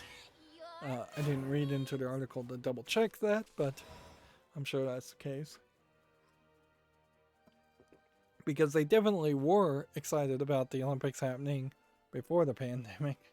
And it's not the only other argument I could think is that they very late to the party realized that whenever any country becomes a host of an Olympics, it is not a good outcome. It's basically a scam. And a waste of money. Like, My heart lays heavy. I'm so the theory behind the Olympics is that it would bring in I a am lot of prisoner this tourism world's and whims. allow you to build a lot of like facilities, racetracks and pools and things like that in arenas, but it doesn't really work that way. Breach of contract. I'll rip you to pieces. And the tourism that you would get Back. is going to be very, very small and very short-lived in a regular Olympics, let alone a mid-pandemic Olympics. And no question about it, worldwide speaking at least, we are mid-pandemic at best. Cruel world. Be gone. To spare or slay. It's all. Don't take this personally. Another pointless path. Let's see. Gamatsu has Fitness Boxing 2, Rhythm and Exercise shipments and digital sales topping 700,000. Which, yeah, I guess that makes sense. Everybody looking for ways to exercise. I didn't really realize that that had come out as a game. Right, well, can we win here?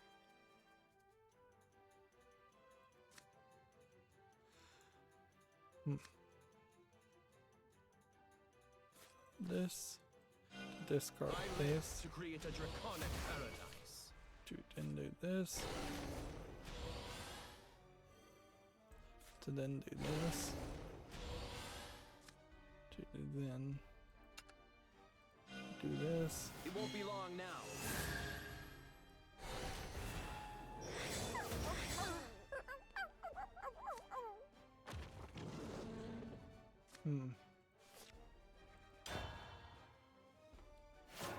Let's see. Gamatsu has Mario Golf Super Rush overview trailer, which I guess that means we're getting a Mario Golf.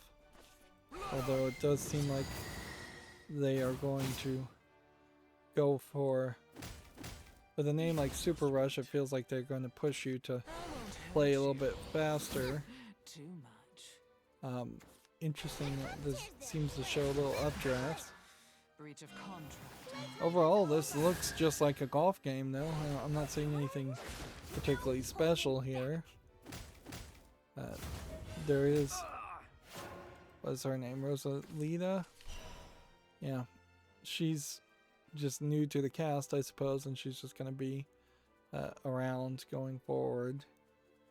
Where some of these other efforts, other characters are maybe going to get forgotten about eventually. Online battles, not a bad idea. There does seem to be some weirdness. There does seem to be some other minigame element where there's a speed golf mode and you have to run to the ball.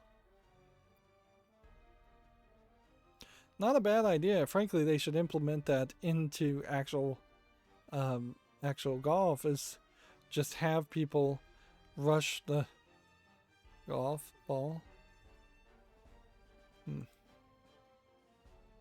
Seems like you can bring in your Miis also.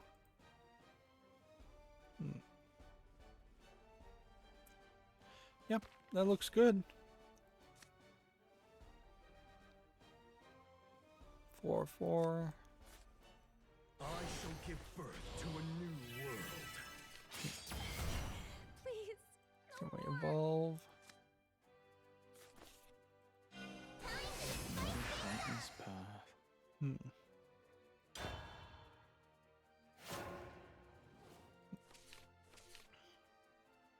Moving on, Gamatsu has Danganronpa Volume 3 Killing Harmony Anniversary Edition for iOS and Android launching May 26th. This is the final entry in the mobile anniversary editions dated. I don't know if this ends the Danganronpa series in any way. I can tell you from having played the first game, these are all different characters. The new cast of 16 characters find themselves kidnapped and imprisoned in a school, just like the first game. Which is funny because I don't think that's really the case in the second game. So I guess the question would be, is the anniversary edition ever going to come to PC? Or are you just going to be stuck with whatever version is already on the PC? There was talk that they didn't want people to play the game past the first chapter for any of the volumes. Nothing seems to really have happened around that, though. Nobody has complained of takedowns or anything. I imagine they just got enough pushback from that idea that people, that they just gave up on that thought. Either that, or it still is a thing. And I don't know. Danganronpa, I think it's already scheduled on my channel. I should have spent this weekend scheduling some videos, and my insomnia still has got me in a weird position where I'm just feeling really, really tired most of the day. So I'm not accomplishing as much as I should. But yeah, I definitely have some videos that need to be scheduled. I don't have a ton of videos that need to be uploaded, but that also highlights that I just need to make more content. And it is kind of just this shame spiral of, oh, I'm not making enough content. Oh, therefore I don't have enough to upload. Therefore I don't have enough to schedule. And at any point that cycle just keeps going and keeps going, because there's always more work to do, as it is. Although, in all fairness, there is, with the new YouTube templates, whenever those get implemented, that might change things and make things a lot easier. And if I ever did get around to actually getting the process automated using the scripting automation software I was trying to use, that could change things too. But honestly, it was just such a complicated process, and YouTube was website was always changing. I never got close enough to actually being able to use the automation scripting. Plus the automation scripting's a little light on features. Moving on, Komatsu has Ni no Kuni Crossworlds launching on June 10th in Japan, South Korea, and Taiwan. This is the mobile game, which I don't know if it would ever get ported or not.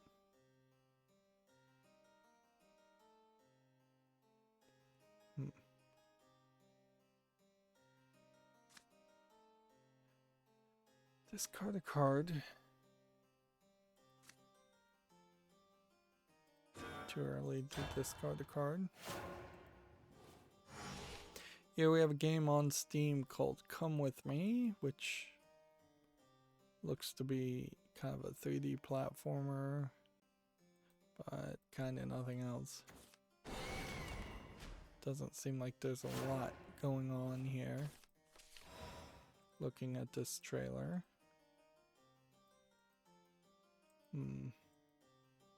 Honestly, I don't know if I really like this visual aesthetic either.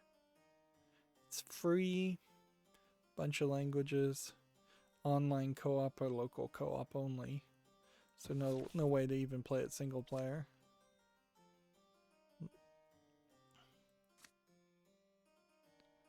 I cannot put this on the field without discarding something, so I need to decide what I'm going to discard.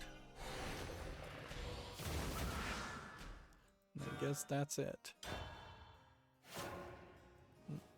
A game like that definitely would have worked better if there was just even an asset flip of some kind of cute animals that you're playing as. Next we have a game on Steam here called My Military Life. This looks like an RPG maker / visual novel. Probably Chinese. $4.49. Korean. Okay.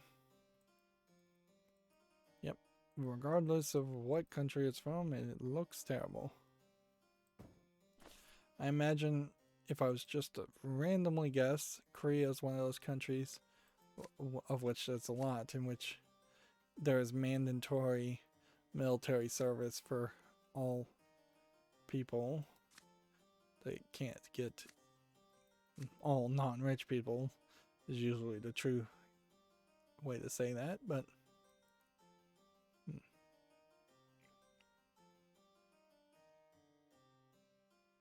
this would restore 3 defense.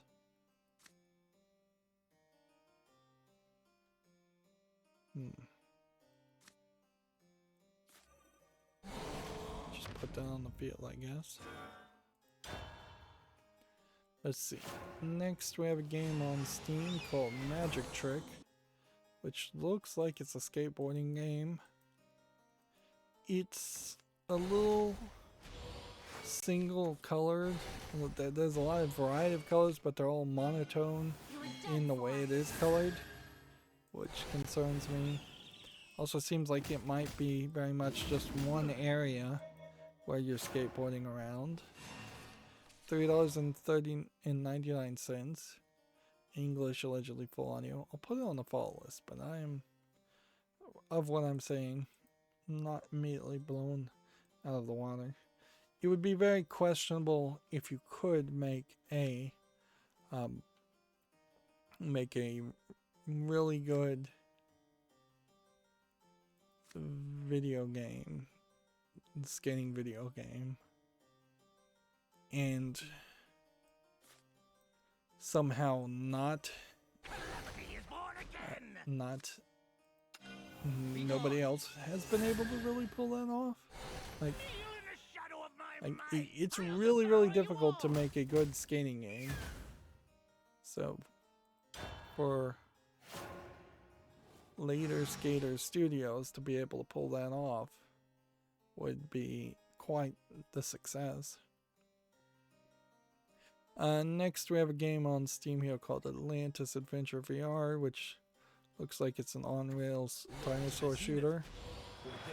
I will rise. Other kinds of monster shooters. Honestly, for a VR game being on rails, not a terrible thought. The graphics here don't look that bad. Problem with this is the kind of game that you really couldn't put in a museum or an amusement park. So I think it works well for a game, but it only works well for a game. You wouldn't want kids particularly playing a game where they're shooting dinosaurs. This is English, 1874. That's fairly expensive, but it actually does look fairly visually polished also. Store 3 defense. Let's go ahead and do this. Though I set, I will rise again.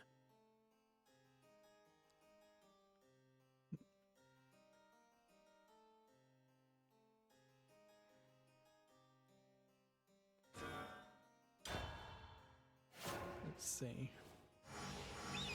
Next, we have a game on Steam called The Marionette, which looks like an Asian RPG Maker horror game. $1.19, Chinese only. Obviously, I can't play it, so I'm not going to bother to consider it any further. It doesn't look that good. Here we have a game called Acid, I suppose is how you pronounce that, which just looks like a visual mess of neon colors.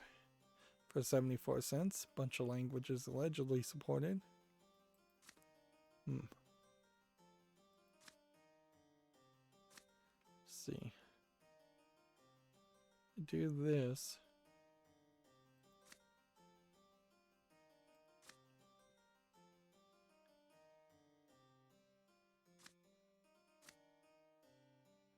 Don't want to heal.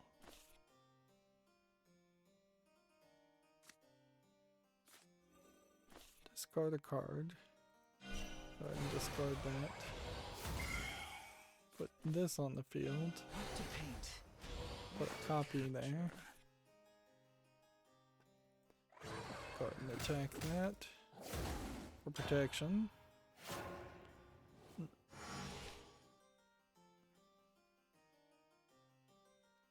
Wow, I started earlier than I thought I did. We've been going almost 2 hours and it's not even noon yet. Which I guess that's fine. We may have a bunch of new news that comes out at the end of the stream, which is fine. Let's see. Next, we have a game in Steam called Lady in Mystery, which is tagged LGBTQ+. This definitely looks like an old 80s style animation. Maybe not the best animation ever, but it's kind of a throwback. It's 21-24 English and Korean. I'm going to put it on the follow list because you do have some very well polished screenshots here. Where some of these other ones may be a little bit rougher. 21-24 is a lot, definitely. No. Let's see.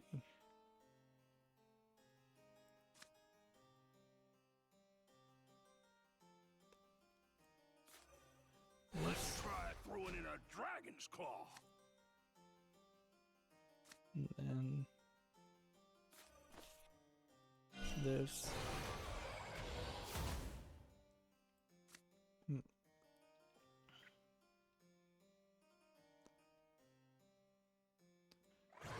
Hit that, I guess.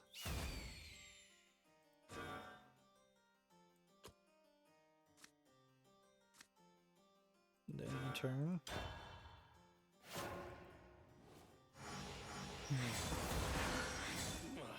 Let's see, Komatsu has the Play Some Game Show 10th Anniversary Special, which I guess this happened. The real I battle. don't know what they talked about though, and certainly going through a 2 hour and 15 broadcast, one of these Japanese broadcasts where it's usually just people sitting at a table, is not likely to return a lot of information. La Mulana 2 and Light. See, apparently there's several games here that they're highlighting, but these are some of the older developments and creations. See, and this is where I need people like Komatsu to boil that down into a much more manageable Behold the fists of immortal supremacy. a much more manageable news bite headline. Fist of eternal rage. Sundering fist. See you all next festival.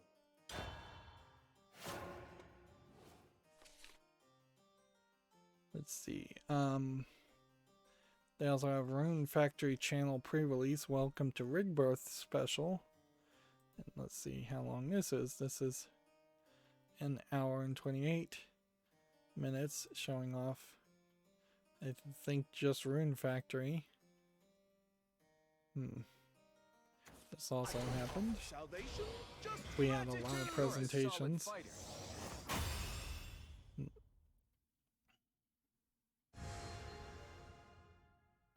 Let's switch over. Grinding it out to get a character up in rank. It's not my only goal here, so see if we have a swordcraft tournament. Aggro swordcraft. Let's see, Komatsu has Umurangi Generation for Switch launching June 5th. It was first launched on PC in 2020. I don't recognize this You must game, die. so Activate. feels like something I missed Fire. or dismissed. I could see myself dismissing it as being kinda nothing. Let's go over to the Steam page and check it out. There is a 10th anniversary playism sale right now. Well, I didn't dismiss this game. I actually put it on the wish list and then forgot about it. Which honestly is, I guess, the best I can do these days. $9.74, English, Japanese, Chinese, and German. Let's see. At the risk of getting more distracted, let's look at the Playism 10th anniversary sale and see if there's anything we really want. I'm surprised that this game is labeled as mostly positive. I thought people hated it. How did it swing from it not being anything to people liking it? Let's see, we have something called the Seal Ampule. And then Wonder Labyrinth. Made it to the wish list. Mad Father, did I ever buy that? The Casebook of Arnie Interlude DLC. And then there's some DLC here too. This game, I think, is maybe getting a remaster. Then you have a very different game called Mighty Goose. Idol Manager coming soon. A horror game coming soon. Bright Memory Infinite coming soon. Outrider Mako coming soon. The Faceless Double coming soon. Several fantasy games that are early access. He's feeling hungry. And then Pixel Game Maker games. Witch and the 66 Mushrooms, Steel Sword Story. Orange Blood.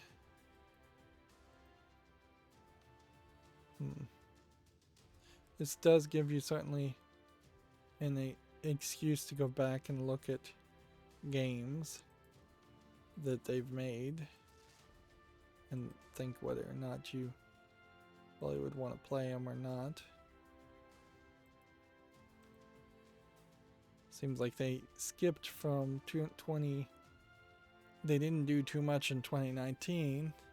This is a weird way to also release or highlight your games to say, all right, these are the games we made this year. These are the games we made this year. That doesn't really turn into anything useful as far as a purchaser.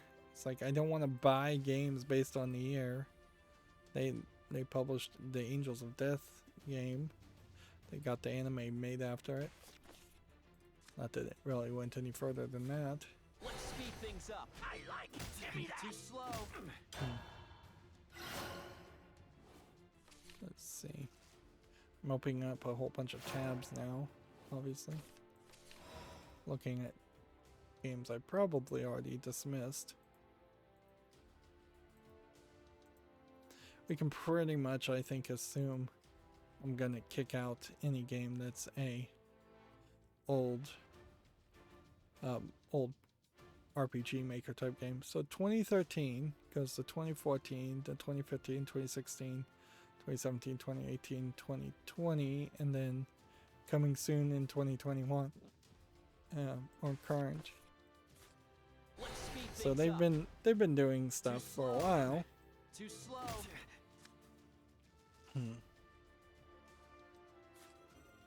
I like it. Give me that. Let's see. I guess go ahead and play that. So, yeah.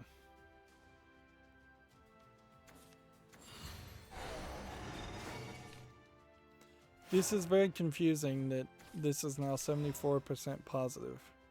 Did they just fix the glitches with it? Like, the price is still seemingly too high at $15.99.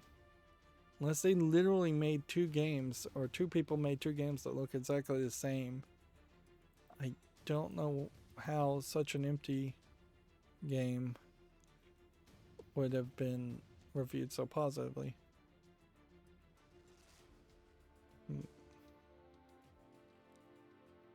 Interesting, it says product refunded. Interesting. Is that a new thing for Steam, or is that just somebody putting product refunded? Does that really affect my opinion of a review if it's refunded? If anything, it just, to me, tells me they are being honest when they say they don't like a game. I like. Give me that.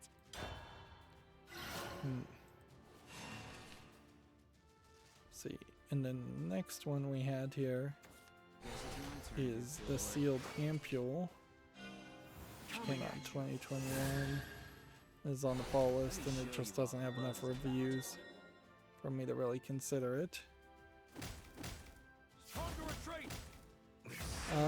Mad Fodder is overwhelmingly positive, and honestly, even though it looks like an RPG Maker game, I think it has enough relevance. Not relative. I think this game has enough relevance to deserve to be on the actual wish list. So I'm gonna make a executive decision there. Of course, there is also, I think, some DLC. Maybe, maybe not for this one. Let's see. The uncharted desert awaits.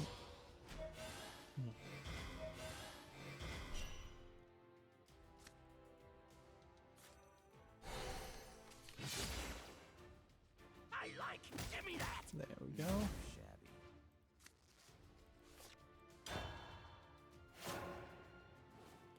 Let's see. Here we have Omongi Generation Macro as DLC, which is rated positive. What is this? As far as what it is, new location and new creative opportunities. I feel like the whole game, and you can't put DLC on the fall list apparently. I feel like this whole game, Omongi Generation itself, is in a weird position. It's a first-person photography game in a poopy future set.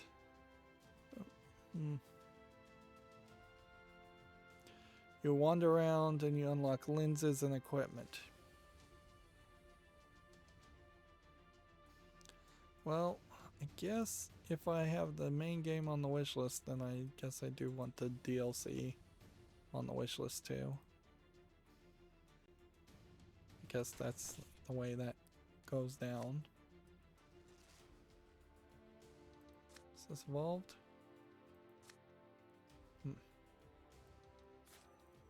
Are you ready for true combat? Got me feeling hungry.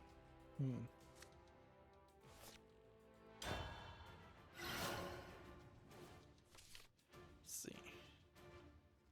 Here we have the casebook of Arnie Interlude. They really need to do something to fix these banner sales. They probably should be down lower here, either at the bottom to not take that top banner and distract, or squeezed right around the price tag. It would make a lot more sense to say this is 20% off, part of the Playism 10th anniversary sale. What is this as far as this interlude? Yeah, I don't know what the casebook of Arne is. Some kind of VR horror game. Looks RPG Maker again, but it once again is very positive, so I think this has to go to the wish list. And then I think if that's the case, then the DLC also has to go to the wish list. Let's speed things up. Should I go ahead and evolve here? You're done for. I think I should. There's no time for you slugs. Too slow.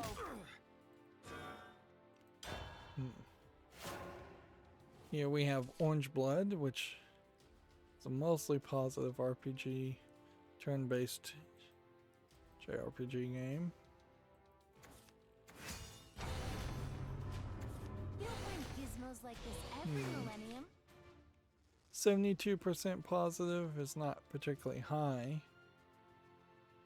though, and when I look at this, I don't think I see anything that I am the acme of genius. really interests me that much. Should have been quicker. So I think I can skip Orange Blood. Like, I feel like a game like that would definitely fall back into the category of just me not being very interested in it later on.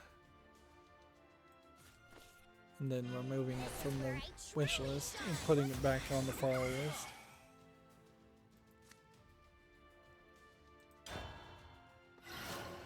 Next we have the Boogeyman, which looks like an RPG horror game. And I guess mostly positive, but an RPG Maker game doesn't interest me enough. This is $1.79, so I'm gonna say no to that. Destroy the world, artifacts. I was gonna say no to Yuminiki because it is just not well received. This is Yuminiki Dream Diary, not to be confused with the original Yuminiki, which is well received. Now, in all fairness, if you could get it just slightly cheaper than $5.99 and use it as a contrast to the original Yuminiki, maybe there would be YouTuber reasons why you would want to do that, but not a lot, frankly, because it would just be easier to say, yeah, at some point a worse game called Yuminiki Dream Diary was made and rejected by the fan base.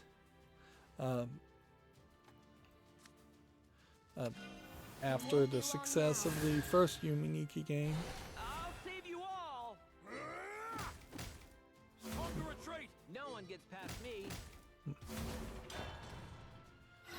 La Mulana 2 would heavily relate around whether I wanted to play La Mulana 1, which I don't think I kind of do.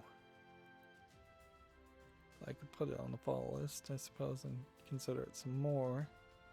I'm just building up the follow list bigger and bigger. Here we have Break Arts 2, which looks like a mech racer game. Barely mostly positive at 71%. A lot of these games are right on the edge there. Here we have 1-Bit Heart, which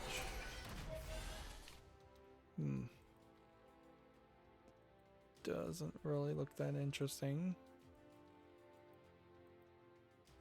I would definitely say that the Playism games, maybe they're a little too cheap, or maybe they've just not had any mainstream coverage, or maybe they just haven't had any breakout success. Because there's definitely a lot of games here that feel like with a little bit more publishing, a little bit more polish, one of them should have been a breakout success, and they should be a series of something in this mess. I need more fear, more terror. Okay. So I'm gonna keep this one, and this one, and this one. Die. And then go ahead and hit that one. It was so lonely. Oh, I should have kept this. Played the opposite of the way I thought I should.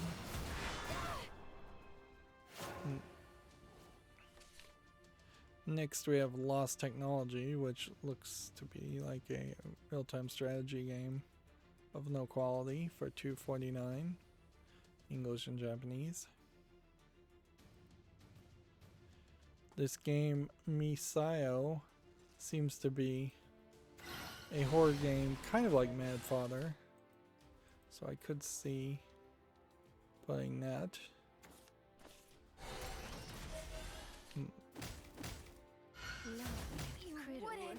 Not really sure I even want to play it. I'll get production up and running. I'm making a mistake here, almost certainly, but I'm putting it on the wish list. This is where I truly shine.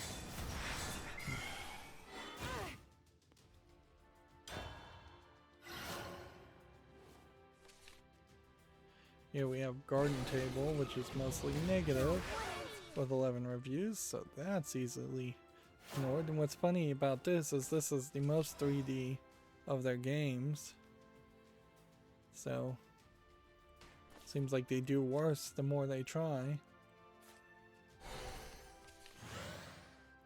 Who will be my victim today? Are you worth your weight in gold? About to lose. Here we have Lily, which looks like it's an RPG. It's overwhelmingly positive. Yeah, my kind of hate for RPGs, though, has been a different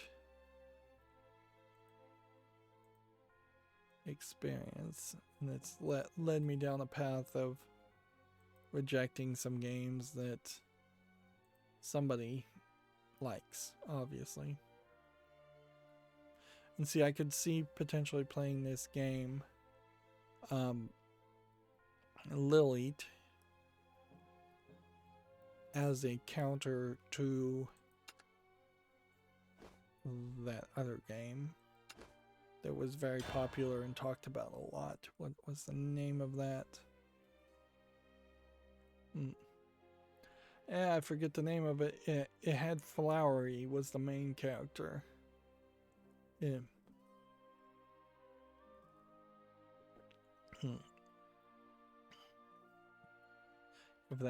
If anybody knows who Flowery is. Here we have Principia, Master of Science, which this definitely looks uninteresting. It's odd that that's published by Playism. That's totally not the Japanese games they've been publishing before. Here we have Alice Mare, which once again just looks like an RPG Maker game. But I guess if I was going to wishlist any RPG makers all from one company, does give a narrative concept around it. Or I could say, alright, well, here's an old Playism published RPG Maker game. Here we have Magical Battle Festa, which is mostly positive. And it is not an RPG Maker game.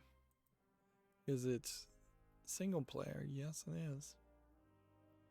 And for $1.99, while the graphics here don't look amazing, that's not a hard purchase, certainly, to go for.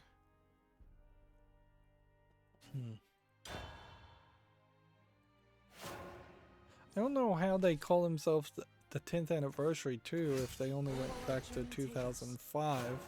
Wouldn't that be like the 16th anniversary, or was it 2015, which would then be the 6th anniversary? Either way, clearly there are a lot of older games that Playism doesn't have on Steam. Which that's probably true for a lot of companies on Steam. Here we have one called Ryan Berta, which is a turn-based tactic, kind of Disgaea style game. I definitely don't want to play any of those. This Nextsoft developer. I'm getting distracted here. I felt like there was probably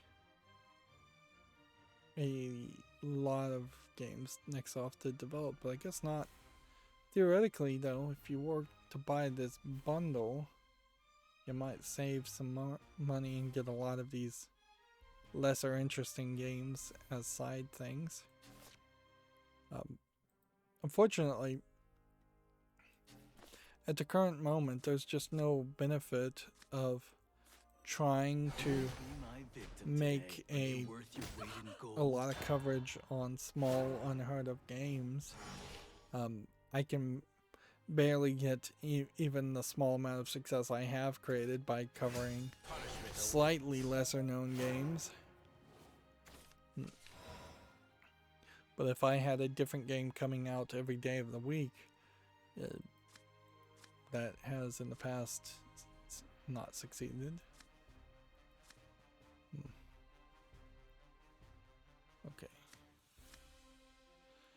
Deal 1 damage, wouldn't do anything, so those two are out. Playing this would summon something later. This is really the We only won't give him an inch. good move. Are you worth your weight in gold? And then in the turn there.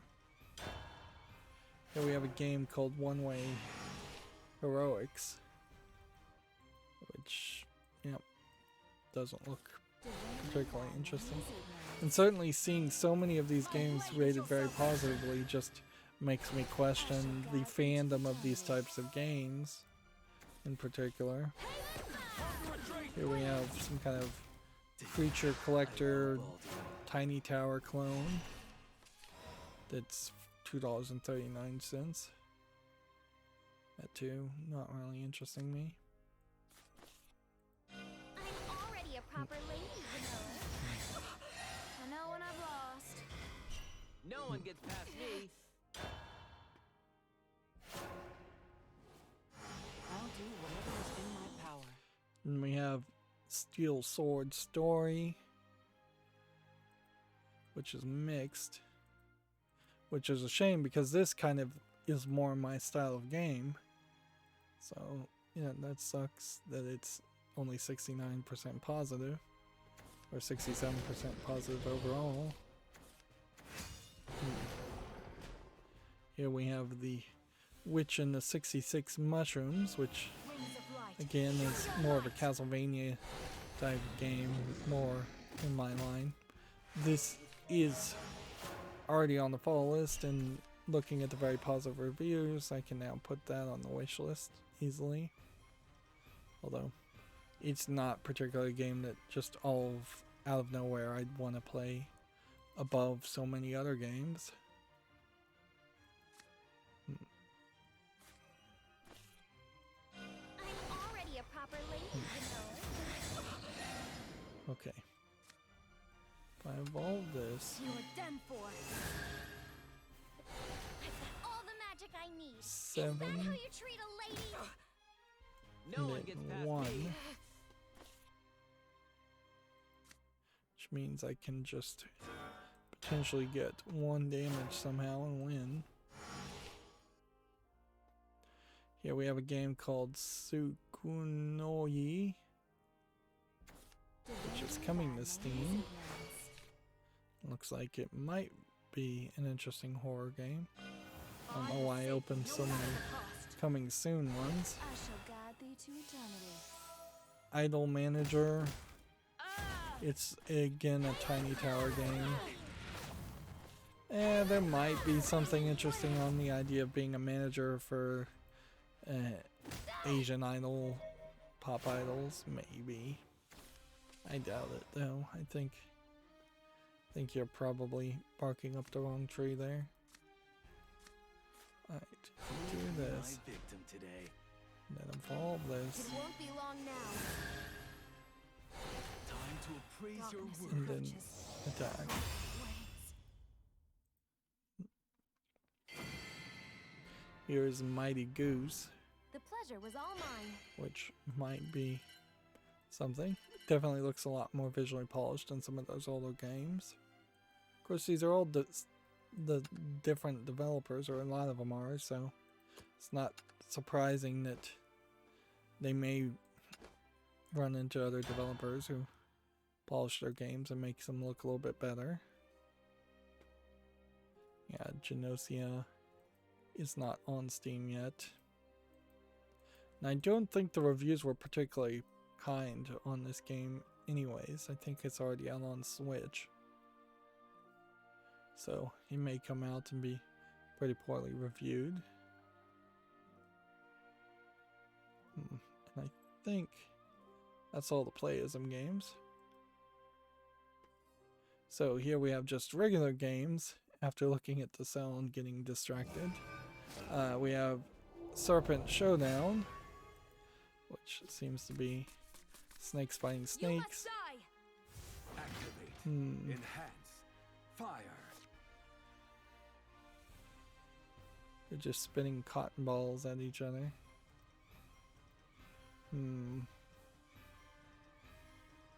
Yeah, I feel like this is just a dumb concept. And honestly, if you were going to try and animate snakes fighting each other, you'd have to do a lot of work to source that kind of footage and do it justice. $4.99, English only. One of the things I would say is snakes tend to strike at lightning fast motions, which does not translate well to video games, really. If the enemy or the AI can just hit you and bite you, and then that's that. Let's see. Komatsu has Legal Dungeon coming to the PS4 and Xbox One in 2021. Do we have a trailer? Do we know what kind of game it is? Feels like it's a dungeon crawler.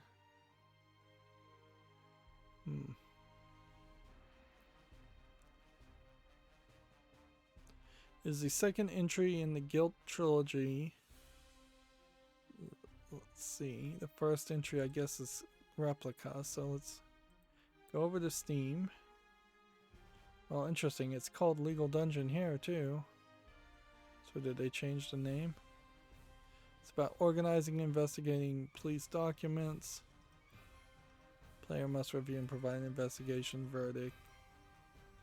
There might be an idea around this, although it does feel like it would be a lot of text. And see, here's Replica, which is slightly more visual. That's very positive, so I'll put Legal Dungeon on the follow list, even though it's already out.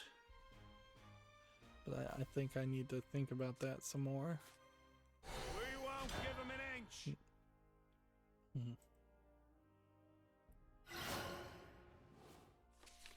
Also, Replica is coming to the PS4 and Xbox One in 2021, so they're releasing the first game in the Guilt series, is what they're calling it.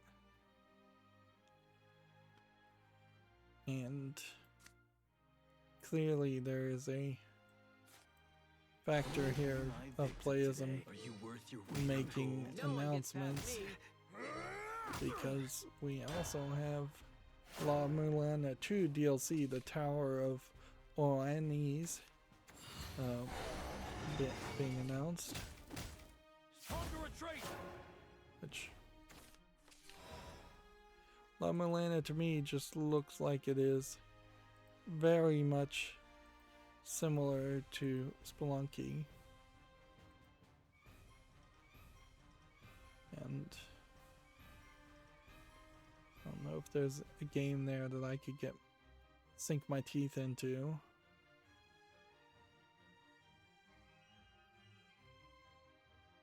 Or if it's just a frustrating experience. This DLC definitely feels like it's potentially leaning towards being a frustrating experience. Let's speed things up. Let's speed things up. Are you worth your weight in gold? I lowballed No you. one gets past And me. that, Too slow. I guess I can hit that. Too slow. I guess I can hit that.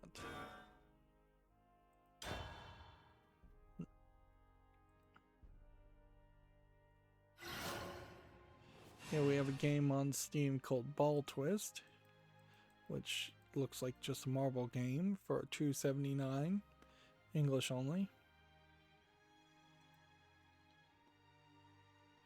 Here we have a game called Monkey Hit, which looks like a mobile game. A Mario Brothers clone, cheap ripoff. The design fault lies with you. This is so Chinese. It's like, hey, let's take the Monkey King and put him in a Mario Brothers clone. Should have been quicker. Just complete Should ripoff. have been quicker. $5.09 English only. Oddly, no Chinese language support. But no, that's exactly what I would have expected. Right, 2 damage to kill this. I'm already a proper lady, you know. And then Is that how you treat a lady? do that. And then the turn. Here we have Blast Ensemble, which is just a match 3 game for $11.39 English only. That is way too expensive. I'm just gonna go through each screenshot just to make sure there's nothing special there, and there isn't. Next, we have a game called Fight Party, which just looks like a low effort fighting game, beat 'em up. I don't even know what you would call it, like a 3D Smash Brothers low effort clone. $4.99. Online PvP only. Now the fight begins. Here we have a game on Steam called Scorch, which looks like a noir-esque first-person shooter with maybe some adventure elements too. I'm not sure that there's enough of a game here to make the noir element matter. It's free, English only, so I guess check it out if you're interested. But yeah, with no in-app purchases or anything, it was a student project. Okay, that makes sense. I'll put this on the follow list and see if as a student project it succeeded. Got a job to do. Alright. 1 and 2 and 3. Loyalty is ironclad. Die, creep. And we can do that. We can go ahead and evolve that.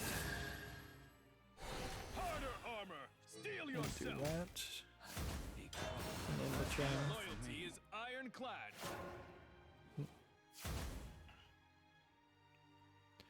Next, we have a game on Steam called Magic Lighthouse, which looks like nothing. 99 cents English Russian. Destroy the world, artifacts. Still feel very weird. Although I did eat some Chinese food, and a lot of times when I eat Chinese food, I feel weird too. Has been pierced. Too much salt, I imagine.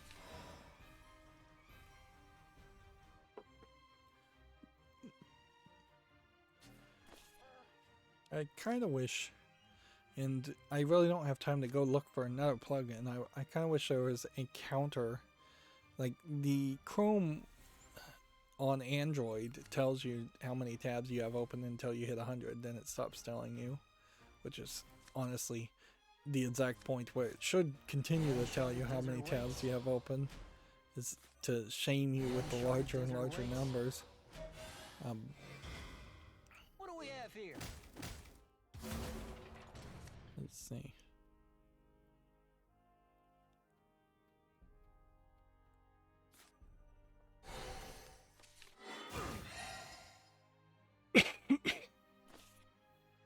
Steel yourself. Yeah, I'm just taking a pause here. Guess it's my turn to do. There's an interesting idea of potentially just taking a break in the middle of streaming, but like there's kind of no way to do that that people would appreciate that. No way at all. Here we have a game that's all in Asian letters and just looks like an asset flip garbage game. It's free, Japanese only. Best of luck to you. Let's see. Next we have a game called Skull Bangers, which is tagged as a pixel party game.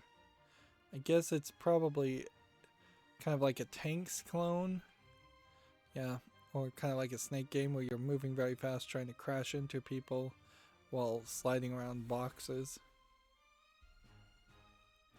I don't think there's enough of a concept here for a game, and that's too fast paced, honestly. $7.99, oddly single player and split screen only. So you're not even going to have much of an experience. And at a certain level, the animation of these characters is wasted on a bad concept.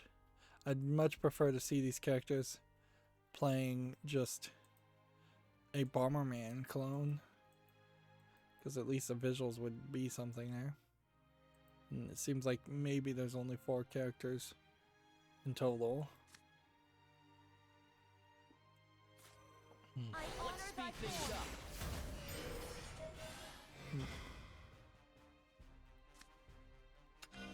It won't be long now. There's no time for you. Too slow. Too slow. And hit that.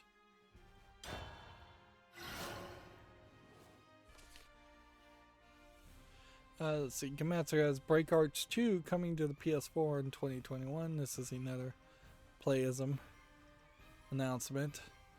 So there was a whole bunch of playism announcements. The Lie Eating RPG Lie Eat is coming to Switch May 27th. So yeah, that's what this girl apparently does, is she eats lies. It has the ability to eat lies, and I don't know if these Should have been quicker. little weird monsters Should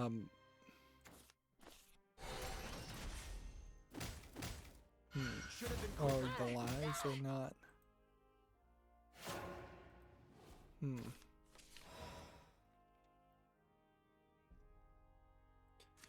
Yeah, I'm not sure there's enough of a interesting game there, but whatever. Put on the fault list, we'll see. I go with the wind. Are you ready for true combat, Pop?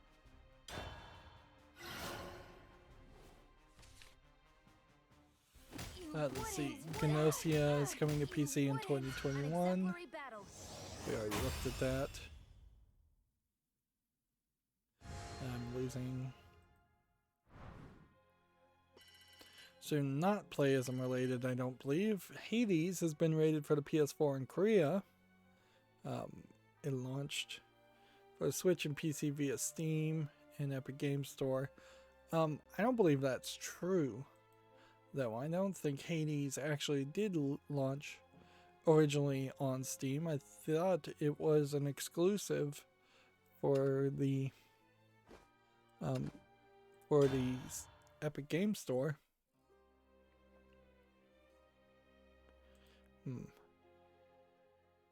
Here we can see Hades is overwhelmingly positive. It is on my wish list. I think there's probably going to be some DLC that maybe comes This one's out. for my family. I bring unto you It would make a lot of sense a year later for them to put out some DLC, but maybe not.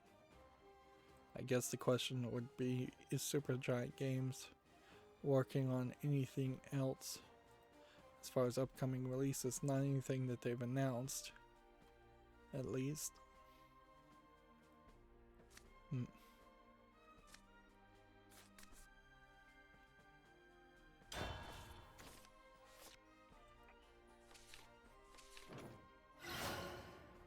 Let's see, we have a game on Steam here called VR Easy Pictorial Story Volume 1, which is tagged as a VR dating sim. seems like they've got some cosplayers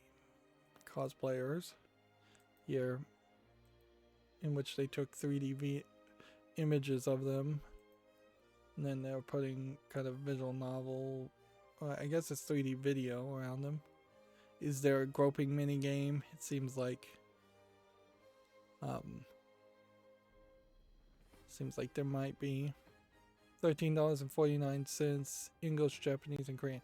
Now what's interesting here is almost certainly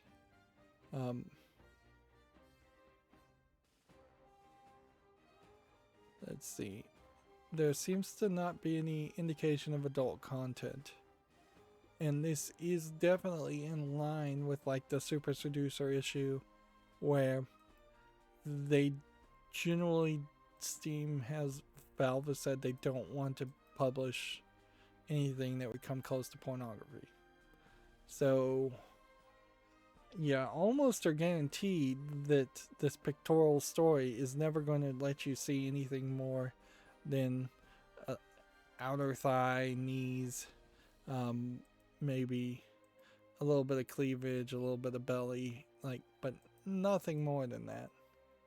I doubt we're going to see any nipples or any boobs or heavy cleavage or even buttocks, which certainly limits the market for a concept like this. Honestly, there's not really a game there too, so that limits the market too. You know, very often I say that you can, with one Google search away, reach see an unlimited amount of pornography and nudity. But there was an interesting post on Reddit where someone was actively trying to find a medical reference of their female genitals, because that is very often a concern of females, is like the vulva, as it's medically known, is drastically different from woman to woman, and every single woman seems to be concerned about it being the wrong size, shape, the wrong amount of hangy downness or puffiness, and honestly, there is way too much concern there. It almost is never actually a medical issue. Unless you just have a major rash, then that would be a medical issue. And if you've ever had like a pap smear or seen a gynecologist, if I can pronounce that word, they would have mentioned it if there was something wrong. But Reddit did point out some websites and sources that are definitely trying to alleviate the fear and the concern there. And it really makes a argument for the public bathing concept in the Asian countries, that by just potentially bathing in public at bathhouses with your same gender and random strangers, you tend to see enough of a variety there that you're less concerned about that, or less concerned about being strange or different. And that doesn't just happen to females. There's plenty of males out there that think that they are outside of the norm as far as their private parts, and almost certainly most of them are within the normal range. And then of course there's the propagation of what the average length of a penis is, and it's like it's not 14 inches. It's not huge. Porn often skews towards very large. But yeah.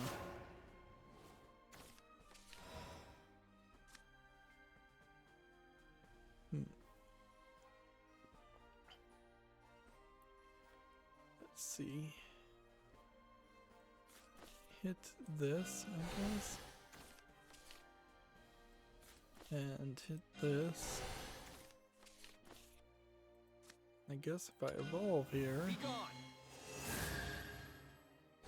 There's more than one way. Think I before can you smack act. that. I can basically play this. Fresh manna melons and potion fruit. Too. Moving on, we have a game on Steam called Brain Teaser, which looks like it's kind of nothing. It's too simplistic a game. 59 cents. English only. I shall give birth to a new Here we have a game called Monster in the Dark, which definitely looks like it's nothing. English not supported, $1, Russian only.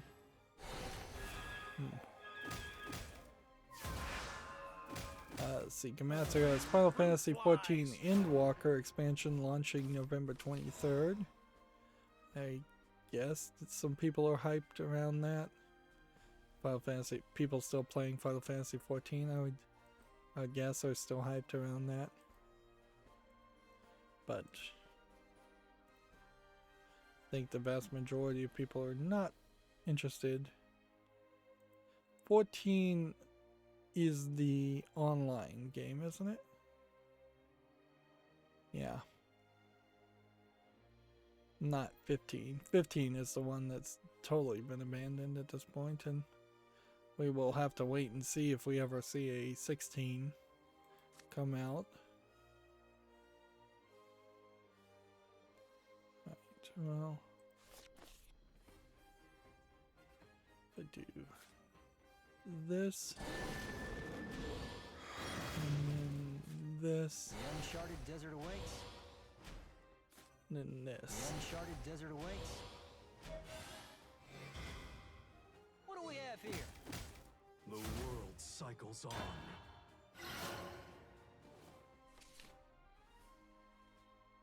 Let's see.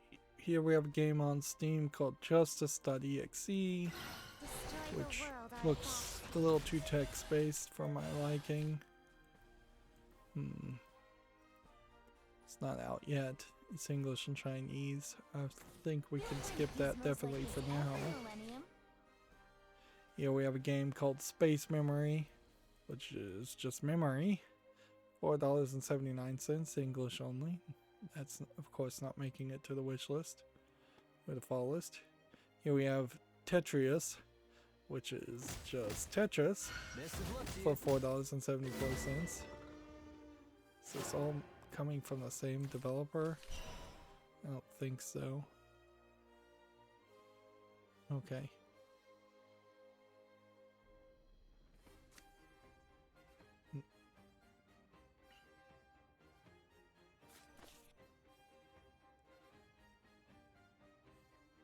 Nothing personal.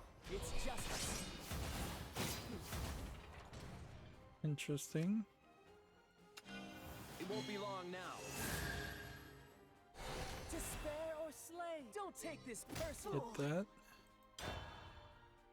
Let's see. Next, we have a game called Let's Learn Jengji, Korean chess. Okay, I'd like to learn Korean chess. $5.94, English and German.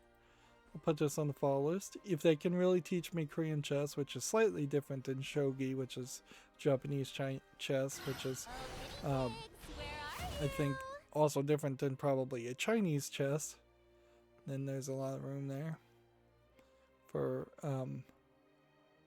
potential room for new learning. Here we have a game on Steam called JPN Bust, which seems like a Japanese education software to try and learn Japanese. It doesn't look very polished. I don't think you'd learn much from it. $4.49, English, allegedly full audio, but no Japanese language support, which it kinda needs.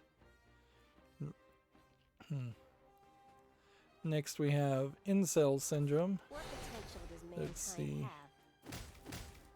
This probably is just a troll joke visual novel. It doesn't look particularly That's good two or bad interesting. production up and running. Early access, free, English only.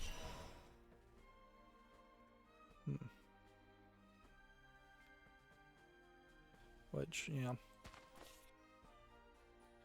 Hey, let's win here. Play this on the field. Smack. Power of mortality. Think we need two more I only did what I had to. victories. And I don't feel particularly tired at the moment, so we could go a little bit longer, but honestly I should probably also get back to grinding through Psychonauts, because it does feel like it's going to be a grind.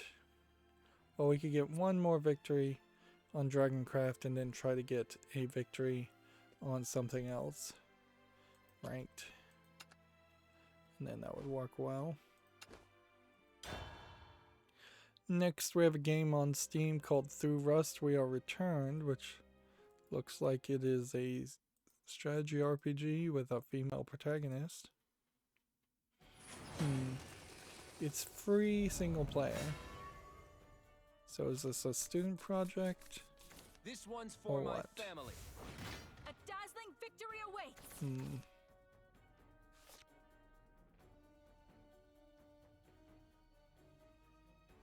Yep, this is another student project game. So everybody's graduating from school and releasing their student projects, but in all fairness, at least they're getting a little bit better as far as the qualities of the games they're releasing in these vertical slices.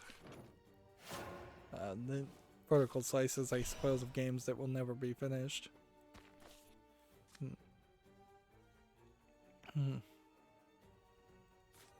Designs are like unhatched dragon eggs. I imagine if you go to a video game college, you probably sign some paperwork as you're filling out the admission papers that hands over all intellectual property and creations you make while a student or during your time as a student to that college. Or specifically in a class at the day one, you sign over paperwork saying your final project will be put on Steam for free. Because I imagine definitely college kids would, being broke and wanting money, would think to themselves, hey, actually I've put a lot of effort into this game over this semester or over this class, and I'd actually like to sell this product and make some money on it. But we have yet to hear anybody actually come out and complain about that. There definitely are some colleges that claim to own everything a professor may have created while they were employed. I believe Blockbuster notoriously claimed to own the rights of any artistic creation you created as a Blockbuster employee, which that seems like an insane thing to write into a contract as for just Blockbuster employees.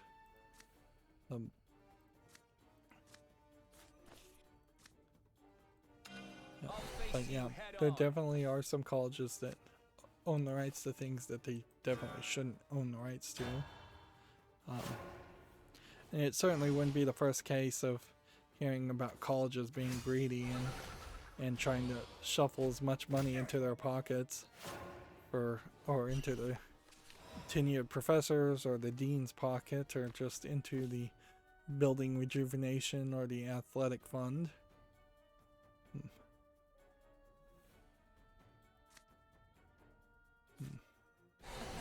What a wonderfully cruel world. Don't take this personally. I've been spotted.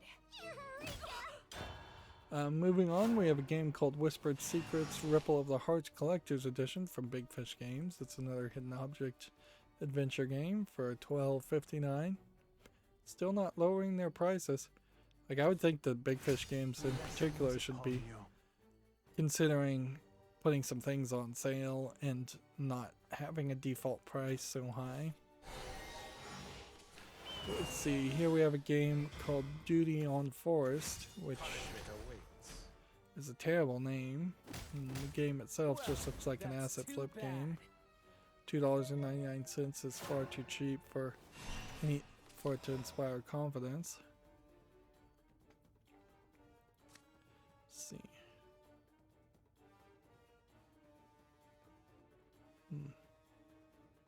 Store 4 and give -2, -2.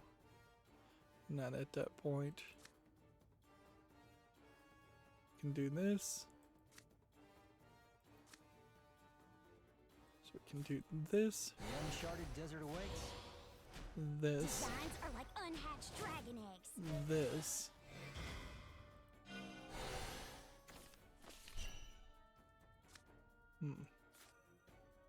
Witness the fury of my curse. And then a ball here. Hatch inspiration and eureka! And attack.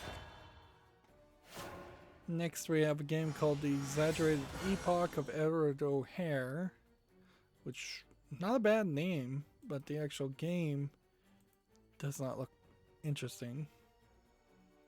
Like the idea of maybe a toy fighting against other toys, it's not a terrible thought, but the visual polish here needs to be way better. If you told me this was a 1990s game, if this came out in 2001, maybe I'd be interested then.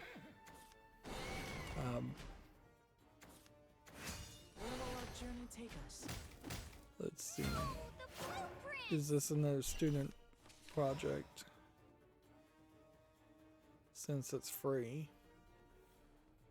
This time it doesn't seem like that it actually is a student project. It's from Storian Studios, which doesn't sound like a student project. So they're just putting out a free, kind of unfinished game to establish themselves, I guess. I mean, it doesn't really make a lot of sense.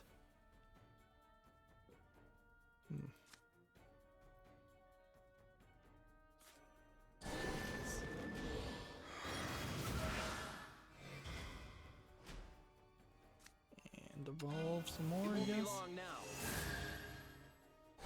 Hatch inspiration and take eureka! Smack do we have that here? and smack that.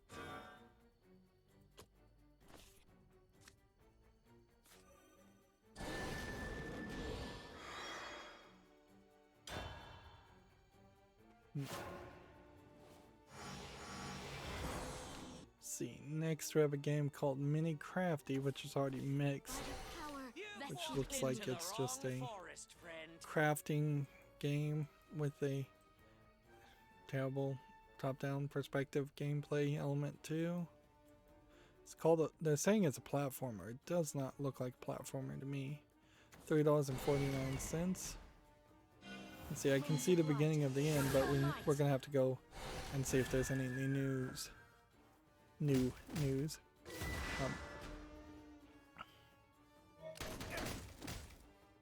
Me whiskers! Let's see. What does this one do?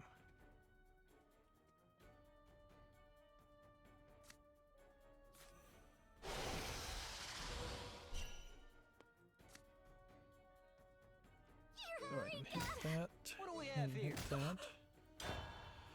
Next we have a game called Whack-A-Rat VR, which I don't like the idea of whacking rats as much as I like the idea of whacking moles.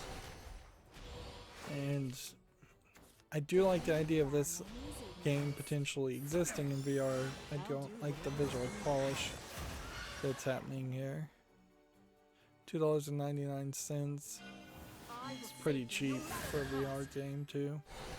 There is also a major danger of swinging around your controllers Best of luck in to you. VR and throwing them on the ground and breaking the strap with such excessive motions and repetitive motions.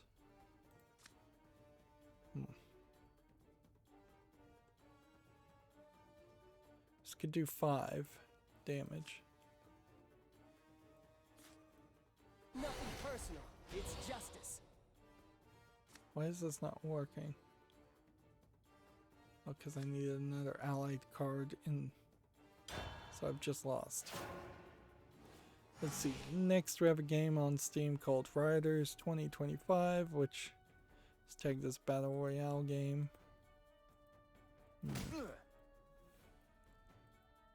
Yeah, doesn't seem like there's a real story You're a here. solid fighter.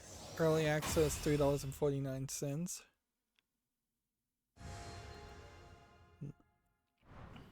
I could have won there. I just played poorly twice, at least, and that was at least 2 mistakes too many.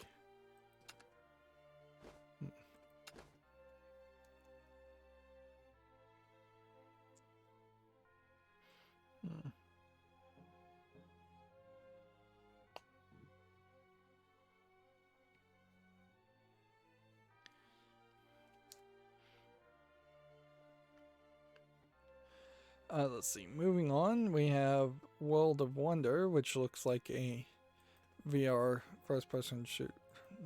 Not really VR, just kind of Halo clone. But it doesn't look like there's really much to shoot at. It is VR. $9.99, English only. Yeah, I'm not impressed by that. Is it single player? Yes, it is.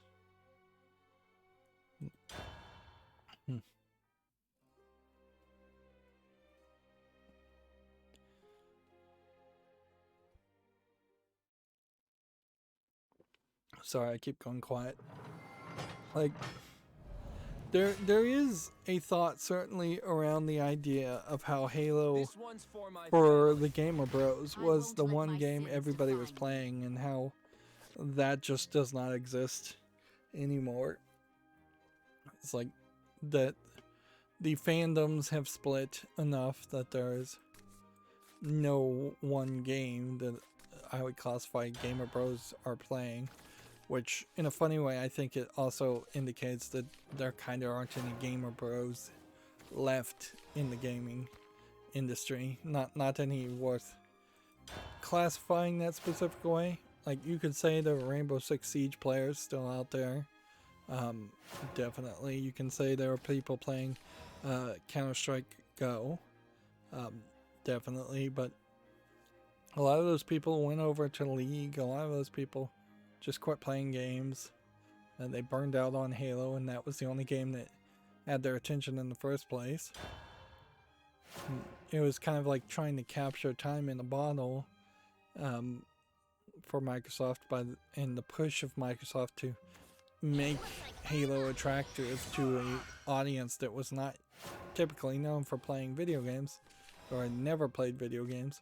And once Microsoft stopped spending the money to attract that audience I think probably phased into a lot of other things. They kind of evolved into, I imagine a lot of them like Marvel movies. I imagine a lot of them are just busy working and having children and lives and wives and things like that. But we may not, What a wonderfully cruel may never world. get back to a point where that happens again. I don't think you can advertise these days to convince people who don't like video games to play video games, because there's very few people that are not playing video games in some aspect anyways. I imagine every new Call of Duty brings back a lot of the Gamer Bros and Modern Warfare type games.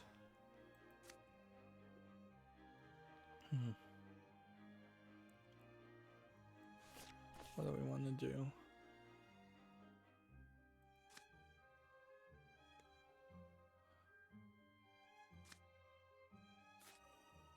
I shall give birth to I think a it's new premature to do that, but alright. Let's see. Gametsu has an isekai dungeon RPG called Live in Dungeon for PC, launching June 5th, Japanese only. Smiles are the Which- best medicine. Let's see what this looks like. My prayers Isekai means another world, in case you don't remember. Yeah, it looks like it's a first-person perspective dungeon crawler, which honestly does not look particularly interesting to me.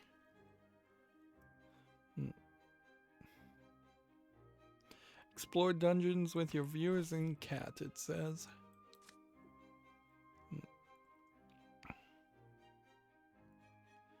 Right.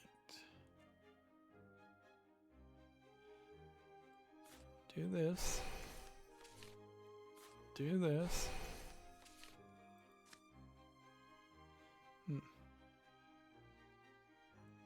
Do this, I guess. Fresh manna melons and potion fruit. And Be gone. Hunger is sharper thresh Yes, than do berry that. tea. And that concludes today's sermon. let's see. Gamatsu also has Final Fantasy XIV for PS5. Launches May 25th alongside patch 5.55. 14 again, being the MMO. And then we have Solitaire Jack Frost Winter Adventures, which is clearly just a Christmas themed Flies. solitaire game for $2.99. Nothing there. A bear a day keeps the doctor away. Here we have a game that's all Asian characters, which looks to be some kind of strategy game of some sort, probably Chinese. $1.19, Chinese only.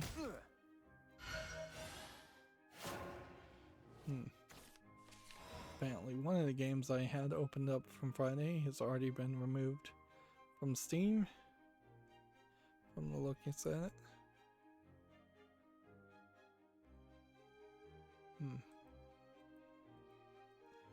So I'm just taking a moment to look at Steam's front page. I don't look at Steam's front page that much. Yeah, the discovery queue is about the only thing that I could potentially think about and Behold the fists of immortal supremacy. and change, I think, by having Fists of eternal rage. Sunder all before you. Sundering fist. by ignoring things. I could have pumped that up some more. Done 12 damage instead of 10. So there are some sales that were going on. I don't know if this is still going on, where Sherlock Holmes and the Devil's Daughter was down to $1, which is a very good deal for a game that is mostly positive. It normally has been way too expensive. The Blood Rain series, I think, was fairly cheap too. And then I imagine if I reload this page, it will say some different sales. Fallout New Vegas. Still haven't got. No, I already own that.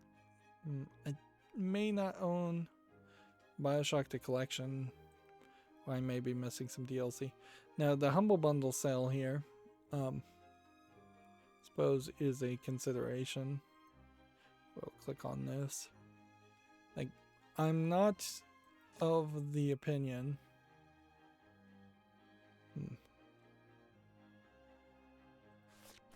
Let's see. Storm Evolve.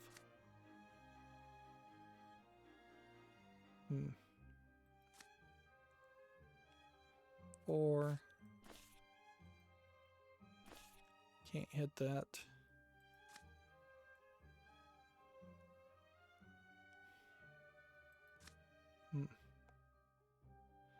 Okay, let's do this one, this one, this one. Hey, this wasteland's a fixer-upper.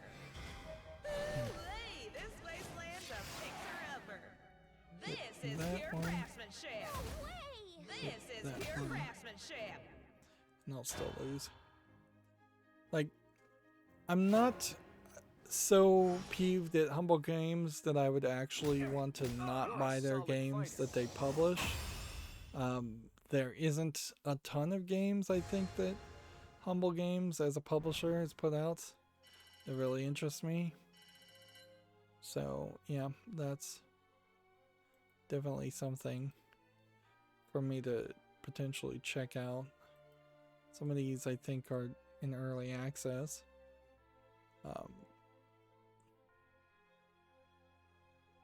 And in all fairness, the last couple of games that were listed in Humble Bundles, the last two Humble Bundles, are actually games that that are the Humble Bundles are giving 100% of the sales to the charity. So I do assume that the new owners of Humble will eventually once again try to adjust and demand that some of the money actually goes to them instead of going to charities. The problem here is Humble Bundle, and Humble as a company should not be a video game publisher. It should be a not-for-profit company that is specifically built around the idea of getting charitable donations if people want to support it, and then otherwise getting charitable donations for other people, other charities. That's what it sold itself as. That's what it's got to really be. And then This one's for my family. like these To games, arms! There's a battle underway! which seem to be fine. Turn-based RPG game. Did I dismiss this because it's just an RPG maker? I don't know. Alright, it's not even an RPG maker game, it's just an RPG. This came out in October 8th of 2020. And I feel like I need to be careful about not investigating some of these games enough and finding out that, oh, there was some big controversy that I've now completely forgotten about. But yeah, that looks like a fine game, but not particularly that good. And then Tim is an MMO, and it's early access, and it was one of the Pokemon clone games that if they could put a single player version in there, I'd check it out, but they don't have that. And then Miniko's Night Market is not out yet, Been training hard so for this day. no surprise that that's not on the follow list. And then Unsighted, it's not out yet, but it looks like it might be an interesting 90s-esque top-down shooter game. Maybe. Or maybe the character in her cleavage is just attractive enough to catch my attention. Then Midnight Fight Club. It's not out yet. There's quite a lot of games, though, that they're working on. It feels like this is the wrong time for them to be having a sale when you have so many games highlighted in your sale that aren't out even. This one's coming out in just a couple of days. Wild at Heart. Just might be something of interest. I'm going to put this on the follow list, and I'm going to try specifically to remember it in a couple days and see if somehow I miss it as far as my sources of new games. And then Bushidin, once again, looks like a modern take on an NES Ninja Gaiden type game. Looks like it might be interesting, but it's not out yet. Signalis, to be announced. Maybe there's a story here enough to make this interesting. kind of looks like more of a point and click than a action side-scrolling shooter, but I think it might actually be an action side-scrolling shooter. Once again, just not out yet. Fresh manna melons and potion fruit. Okay. Freshness guaranteed. Time to retreat. Be gone. Hunger is sharper than any freshness guaranteed. If I can Still just got plenty get go. a little bit of damage, I can win. And then Flynn's Son of Crimson looks interesting. The silver of my Again, sword not shines on out the yet, though. battlefield. Wouldn't it be funny if it turns out that Humble Bundle literally doesn't have enough money to continue Support the going vanguard. forward, Carry on. and so this is their last desperate gasp for income? Flies. Please Like, deal responsibly. It kind of would make sense. The company that acquired Humble Bundle acquired it right before the pandemic, and I imagine the pandemic has not helped much as far as income. Manna melons and potion fruit. The uncharted desert awaits.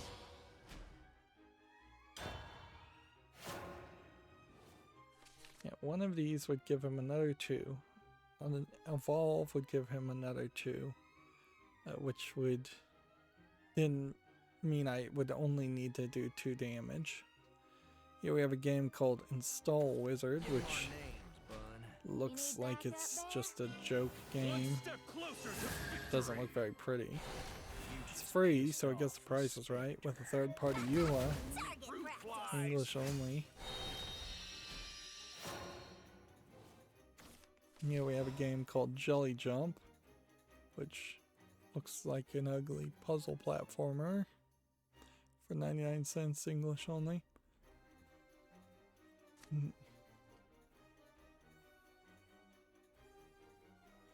Alright, let's do that. Witness the fury of my curse. I surrender. And Back to the hideout. do My that. raging flames have got your back. Do we want to evolve? That twig won't do a thing. What do we have here? Yeah, we pretty much won.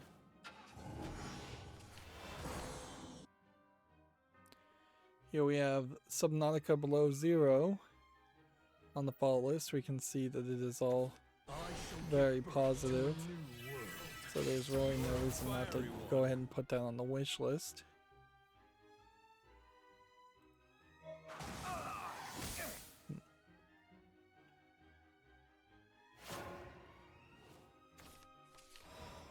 Right, and play. What does this do? This. Behold the fists of immortal supremacy. Evolve It won't be here. long now. And I guess if I had evolved Eternal rage, sundering here. I shall give birth to a new world. What do we have here? Damn. Yeah, if I had evolved this, maybe he could have won this turn, but I have a hard time believing I'm gonna fail. a parting gift. These are Almighty weird flurry. card backs. I believe this is All right, troops, Genesis get Book ready of for Records, war. World Record Holder, something like that. You can't even look at them. Are you ready for truce? I'll use the embers to start a conflagration.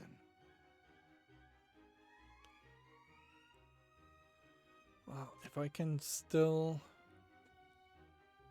do 2 damage and he can't heal, I can still win. Best of luck to you.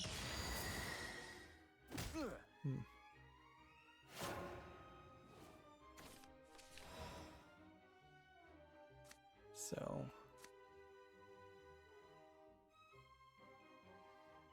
yeah, let's do this. My raging flames have got your back.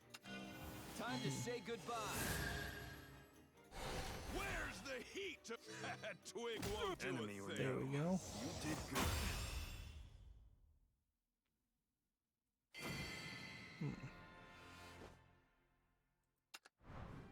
I only did what I had to.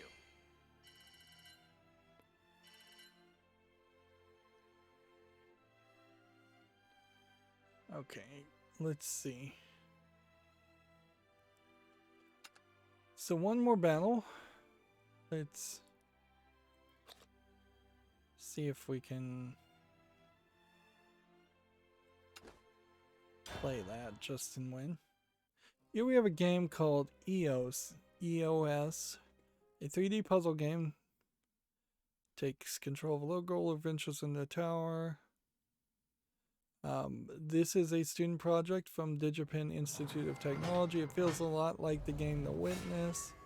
But oddly, it's the Institute of Technology Singapore, which I had not realized that Digipen had opened You to the bone. another campus anywhere, let alone Singapore. The only Digipen I have ever known about was the one in Redmond, Washington. So it's free, it's a student project. They are saying it's similar to The Witness, which I think is fair enough. Oddly has a third-party end-user license agreement. Built in 6 months. Okay, let's put it on the follow list. I think there's something here that's interesting, at least. Also, though, as a student project, making a puzzle game, while may be easier, is also perhaps cheating a little bit, because that's not the types of games you tend to make. It's not completely cheating. The Witness does exist, but there is only one witness for every dozen or so first-person shooter games out there. And I would think if you want to learn how to actually make video games, you probably should learn how to make the games that actually sell first. And making their own engine, I mean, that might be educational, but it also might be kind of pointless. I think I would be much happier graduating from Digipen with a bachelor's degree and being able to use Unity and Unreal as an engine versus graduating with a bachelor's degree and being able only to code my own engine, which can't possibly match up to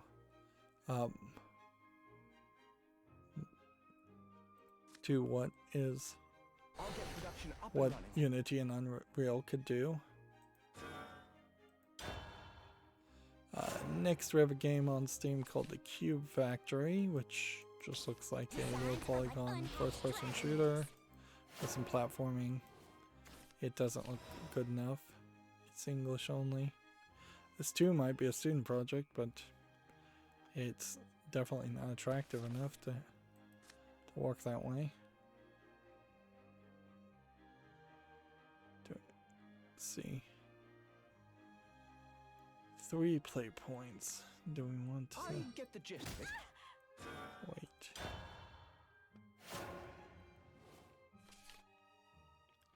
Next we have a game on Steam here called Helix, which looks like a gravity transforming frustration platformer for $1.79, English only.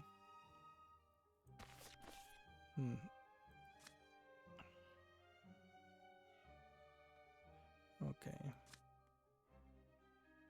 We do this. You'll find gizmos like this every millennium.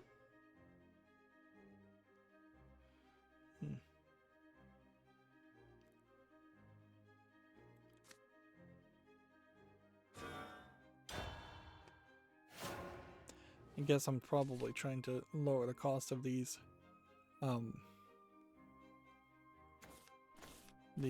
paradigm shifts. Head on. Next we have a game on Steam called The Little Trash Maid Puzzle Time, which seems to be some kind of story around a Little Mermaid type character, but in a polluted ocean, which, yeah, okay, I get that idea. Seems to just be a jigsaw puzzle game. Like, honestly, I'd be more interested in like a story-based point-and-click adventure game or even a visual novel around the idea of the little trash maid.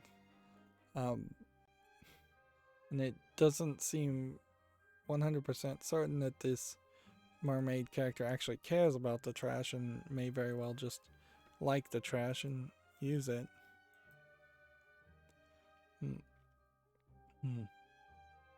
It's from the popular webcomic and amazing art of SOS2. It's English and German. I've never heard of this person. I wonder if this art isn't just straight up stolen. Like, you have to kind of question that. Fresh manna melons and potion fruit. Watch this.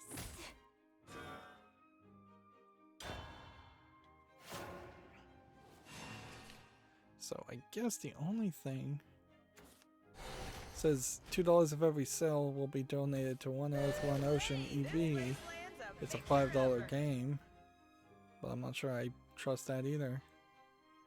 I guess the question here is to see if SOS2, see a Twitter feed. Fruit flies. That does lead, he has 85,000 followers on Twitter, so I guess this is some webcomic I've never realized. And what site is this? Webtoon?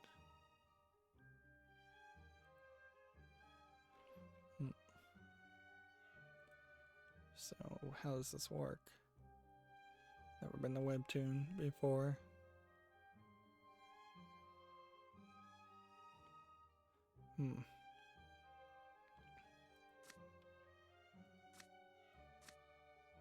Probably should have been to Webtoon before. I'll get production up and running. Let's go ahead and do that. Watch this. Attack that.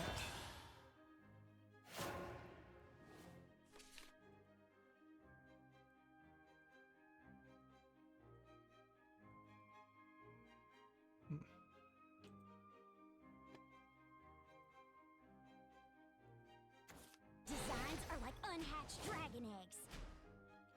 Okay. Well, here's the first webtoon, and you can see that this character has like a 11-12 plastic bag as a bra, and you can see there's like a Coca-Cola. It's like 7-Eleven plastic bag. You can see that there's a six-pack things. I don't even know if anybody even uses those anymore. And yep, I get the idea, certainly. That seems to be page 1 of volume 1. I'm not sure if there's much more. Even of this art style, though, I will say that, like, even when you have a decent artist like this, they tend not to be that great compared to some of the other Asian animators out there who are overworked and underpaid, certainly, but at least they know how to draw something that at least is a consistent style. I'll say that much. It's at least a consistent style. Alright,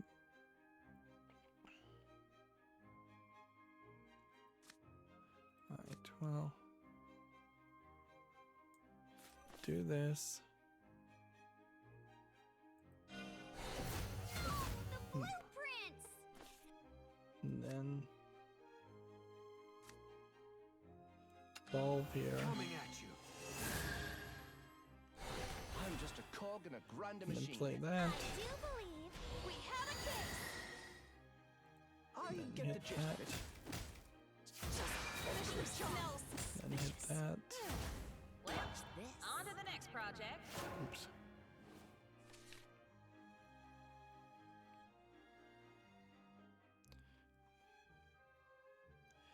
this seems to be very much, and I'm not going to go through this whole webcomic for any reason, pictorial.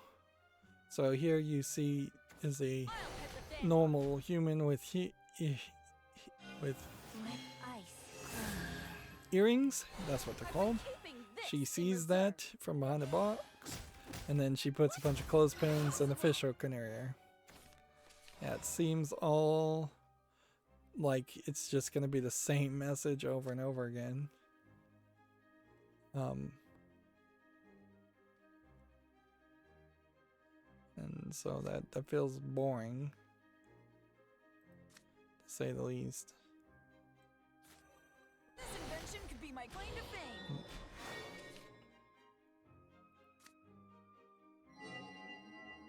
Let's go ahead and evolve here. Now the fight begins.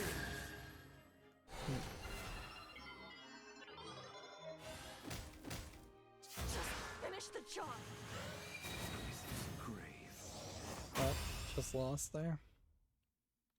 But yeah, it doesn't seem like there's any text or anything around this.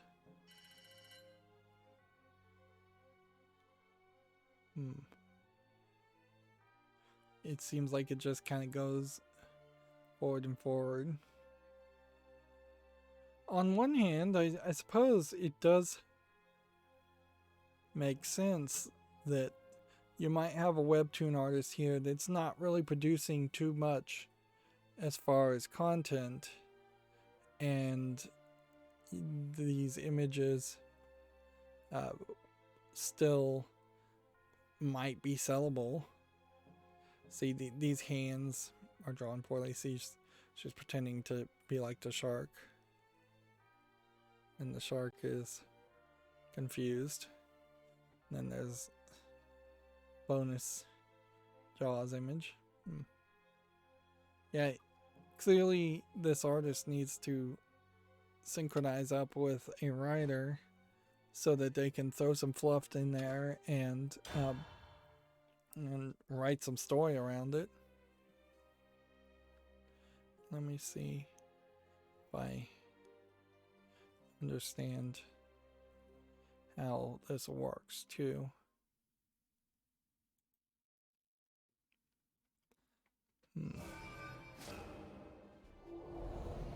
Yeah.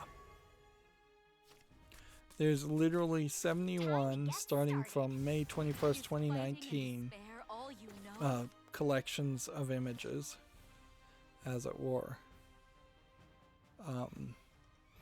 So the most recent one was May 7th, 2021. He does have like 70 million views, 807,000 followers. So people know this artist on Webtoons, which I'm just not used to. Haven't done anything on Webtoons. But yeah, he desperately needs to work with somebody else to get more of a complete product. Of course, I'm supposed to be talking about video games, and that is a tangent, really. Meanwhile, on Steam, we have Rebound Raver, which looks like it's just an Arkanoid clone. Although, there is something smart about making breakable bricks into gems instead. That is prettier, to say the least. $1.79, English only. I'm not going to put that on the follow list, though. It's still just Arkanoid. That's the main problem. And let's see. Make sure everything here is fairly YouTube family friendly. And it's pushing it on this one, so I'll just quickly show this. We have this game called Succubus Connect. It's mixed reviewed already. It's some kind of card game. Some of the characters are in scantily clad outfits. Some of the female anime succubus characters, as one would almost expect them to be. So you potentially have a scenario here where either it under delivers or it just poorly delivers. It looks like an RPG Maker game, but then you use a card system to fight in the fights. Oddly, yeah. And all the cards seem to be pretty much the same art, and they all seem to be in Asian languages only, so I imagine you can't really play the game at all. If you are not a native, I assume, Chinese speaker. Well, it says Japanese full audio, so maybe it's a Japanese game. It's $19.99. I almost wish there was more of a justification to put it on the fall list. But no, there really isn't.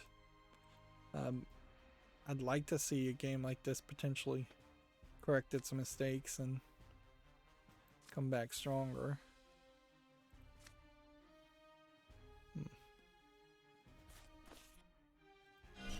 Fresh manna melons and potion fruit.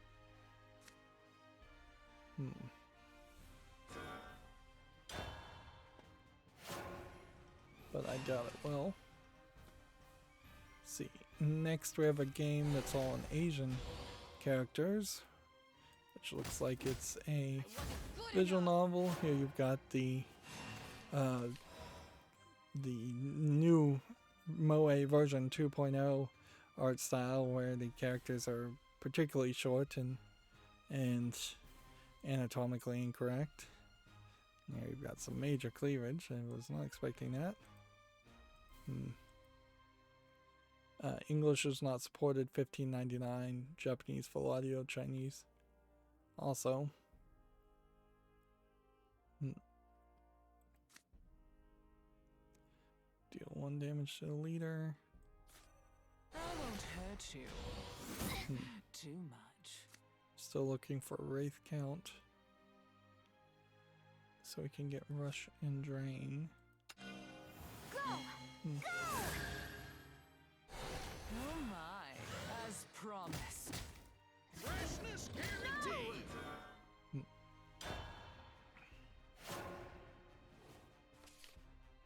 See, next we have a game called Ascension, although misspelled. Looks like it's a fly around game.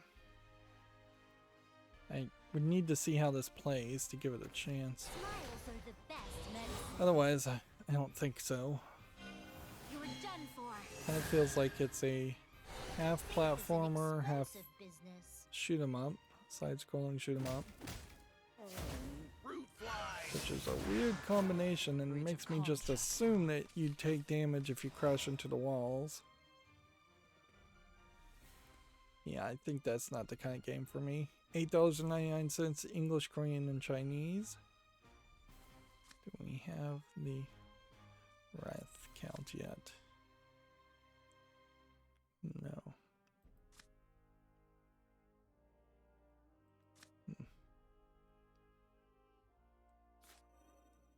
With this payment, darkness stands with you. Allow me to bestow a crimson kiss. Hey, check this out. My blade long melt under my touch. Hit that. Feel free to call on me again. Still need 2 more Wrath cards. See, next we have a game called Crazy Boom, which just looks like it's an infinite driver runner game. Zone has been reaped. Yeah. I don't like the visuals here at all. 59 cents, English and Russian. Do we have the Wrath count yet?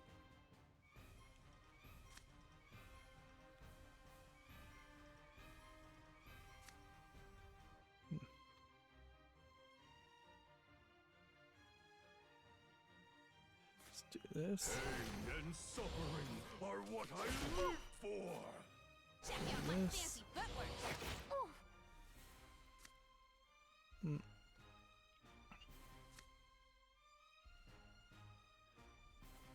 And in the turn. Next, we have a game on Steam called A Chamber of Stars, which looks like some weird, surreal graphics, but doesn't look like really a game.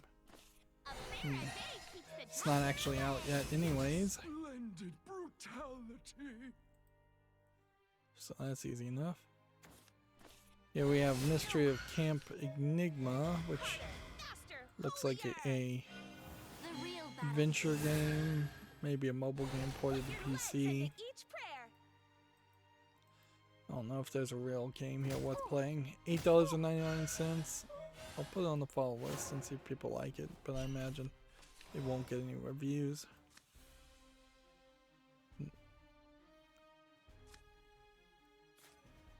This? Is an extension of myself. Let's defile the battlefield. 2 damage to that one. And then best I can do is heal I and love kill. the chaos. And that concludes today's sermon. That's not enough.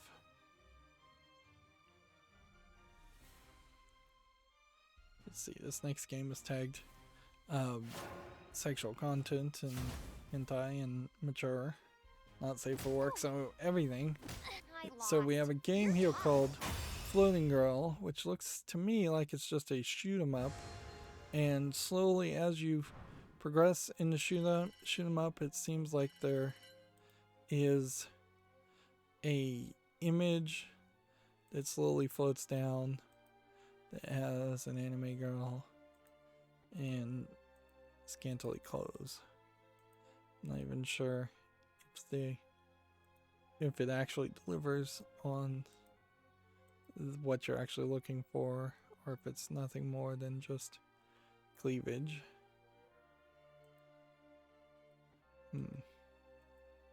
Honestly, it looks like there may only be 2 pictures in the whole game. It's 84 cents, English and Chinese. Definitely doesn't look quality as a game.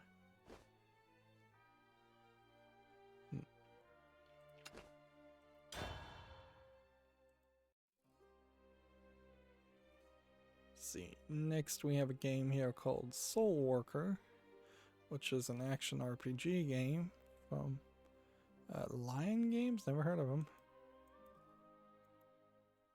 So a lot of videos here. We've definitely seen a lot of these games. Oh, this is actually from October 2020. A dazzling victory That awaits. we've, Bow before Dark Dragoon. I think it's an ruler of the MMO. skies. It's free, and you can play single player, but it has in-app purchases. Let's see, Japanese only. Yeah, this is one of those games where it looked fancy enough in its advertisement. It probably does not actually deliver an actual gameplay. It's probably grindy and boring in reality. Plus, it's one of those, it's a free-to-play game, so check it out if you want to. That must have caught my attention for some reason, and I was checking it out, or I must have just randomly clicked on it. Here we have a game called Once Upon a Sea, which, yeah, looks like a VR, just landscape game, nothing else. What kind of walking simulator?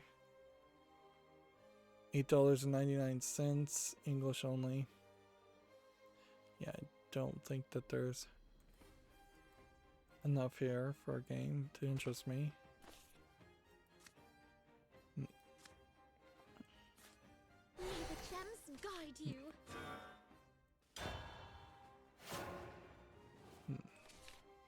It's taken me forever to close the last 4 or 5, or probably 10 tabs. Here we have a game on Steam called Soul Survivor, Zombie Survival, which doesn't look like anything of interest. $4.99.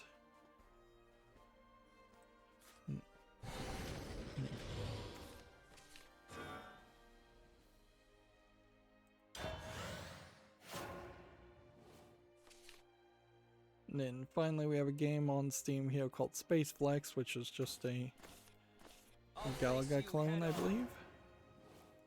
$2.99 English only. So yeah, nothing there.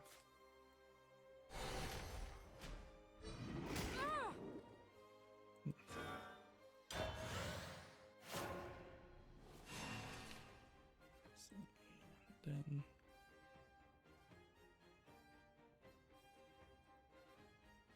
close some things. Then that lets me now look at my Twitter feed and we'll see what new news has happened, where I suspect there will be a decent amount of new news that has happened. I will rise.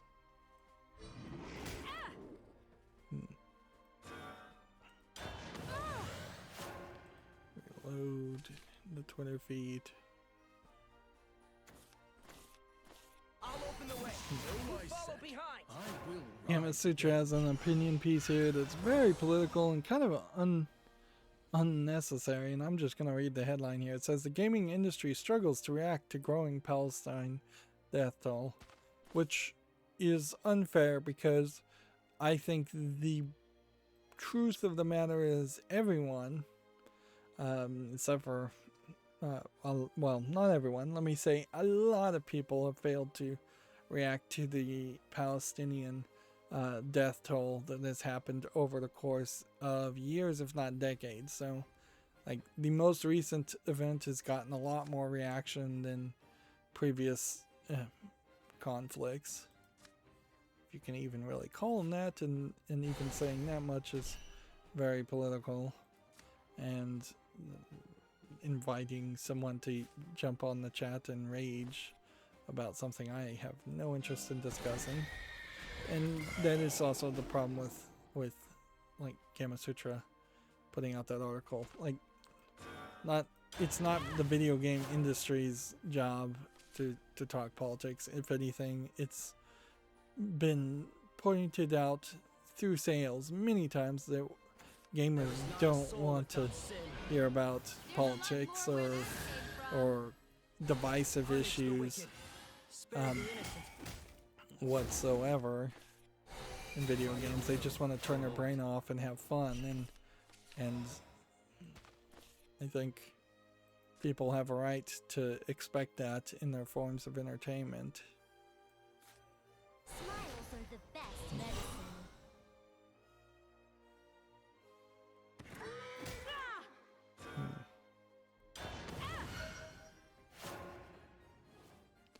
Like, video games are not going to really do anything.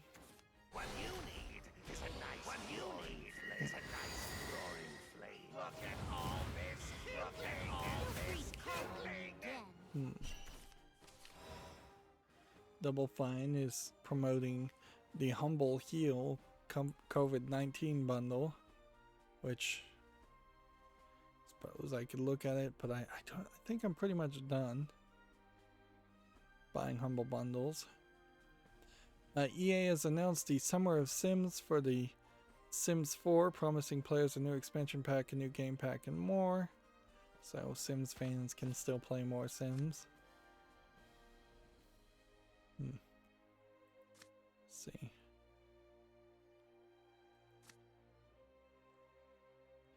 I think we want to do this. This is where I truly shine.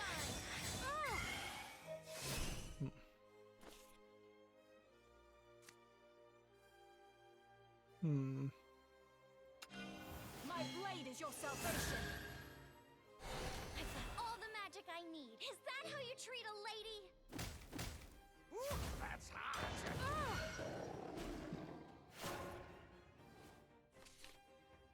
See, we may not have that many games that we really need to talk about.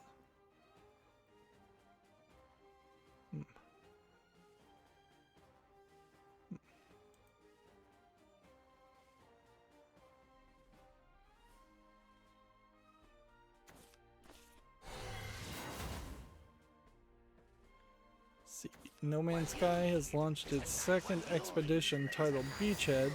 Although Games is promising a journey with a very different pace and structure, which I guess that's what No Man's Sky needs.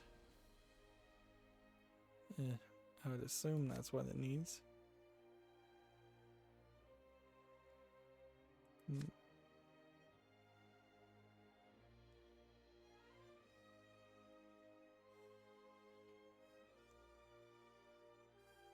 Can't do this.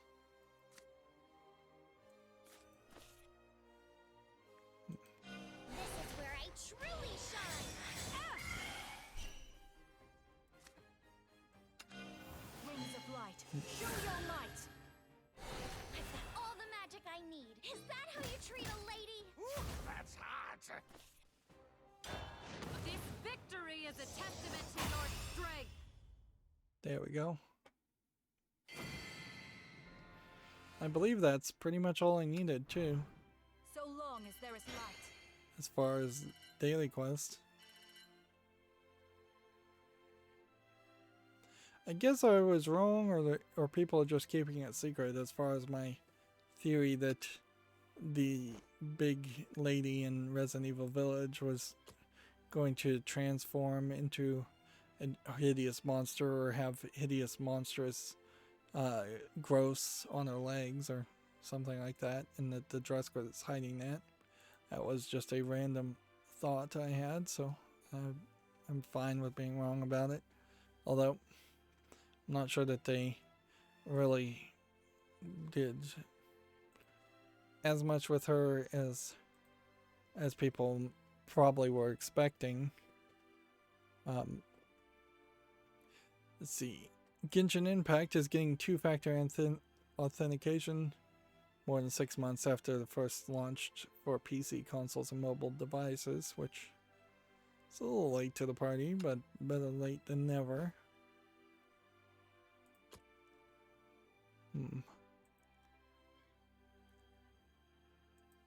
Let's see. Yep. Here we have an article we need to talk about.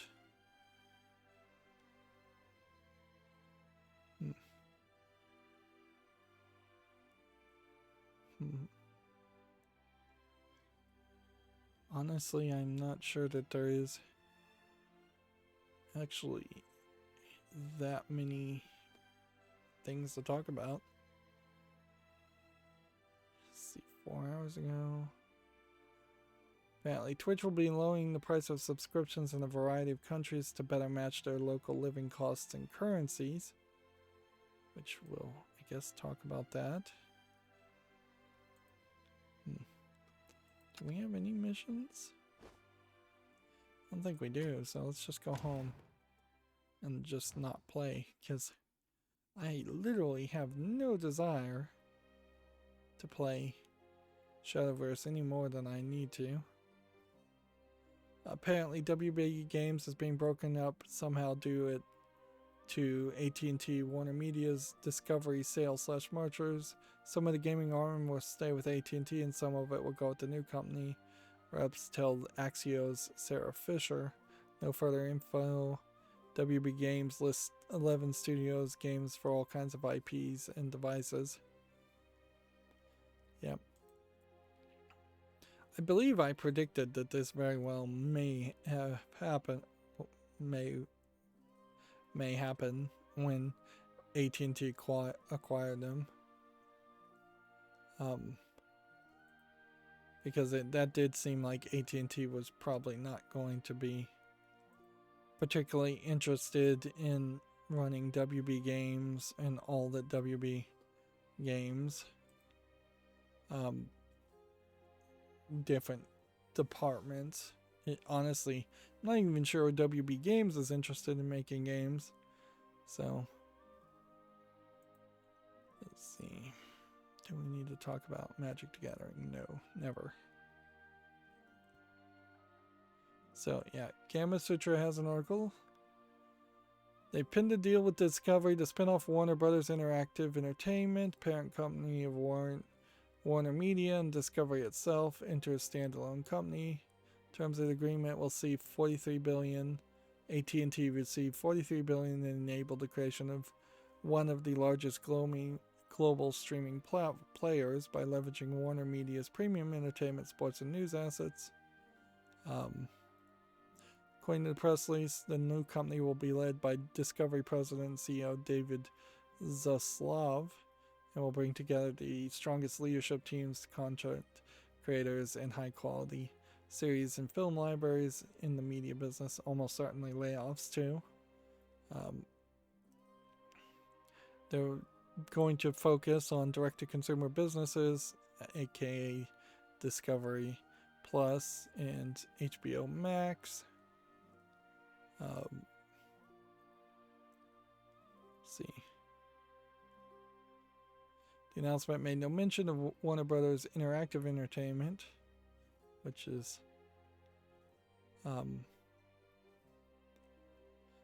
not good, which comprises a number of wholly owned game companies, including TT Games, which makes the Lego games, Rocksteady Games, which makes GTA, NetherRealm Studios, which makes Mortal Kombat, and WB Games Boston and WB Games Montreal, which I think make the Batman games, whereas Monolith Productions, I think, originally made the Batman games, or made maybe that side one, and then Avalanche Software. And definitely you could see these companies getting shut down or spun off. In a funny way, NetherRealm Studios and Mortal Kombat has been driven into the ground. So if that company got broke up and some people went one direction and some people went a different direction, we should potentially have 3 fighting game series that go in different directions and are not anchored by the ever-growing narrative and chronology of Mortal Kombat. The Batman Arkham games have been overburdened and they killed the Joker, so there's not a lot to fix there.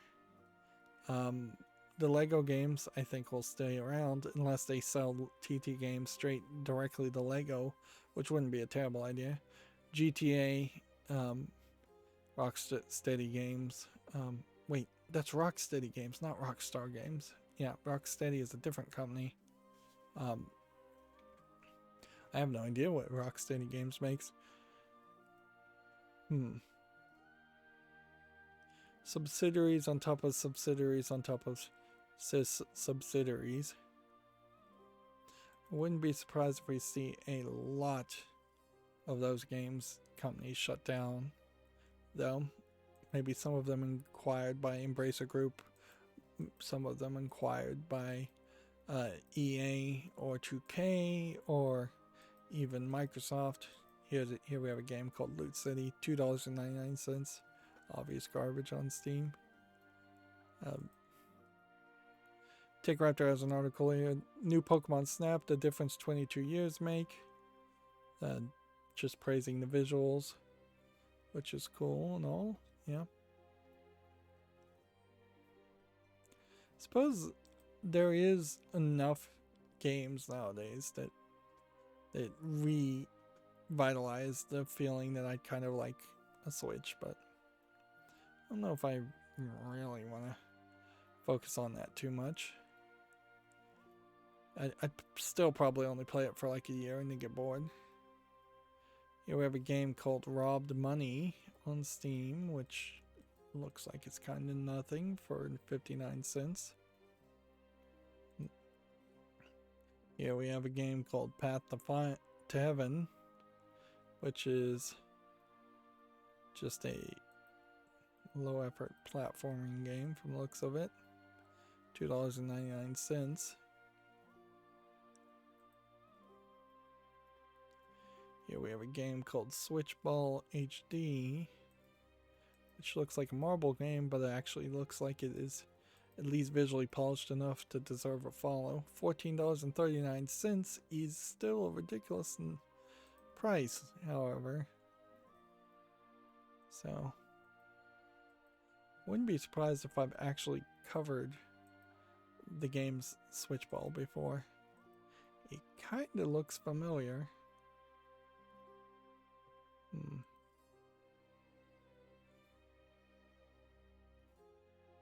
Yeah. I don't know. see here, TechRaptor has Twitch rolling out localized subscription pricings. In America, federal minimum wage is $7.25, which is $1,160 a month.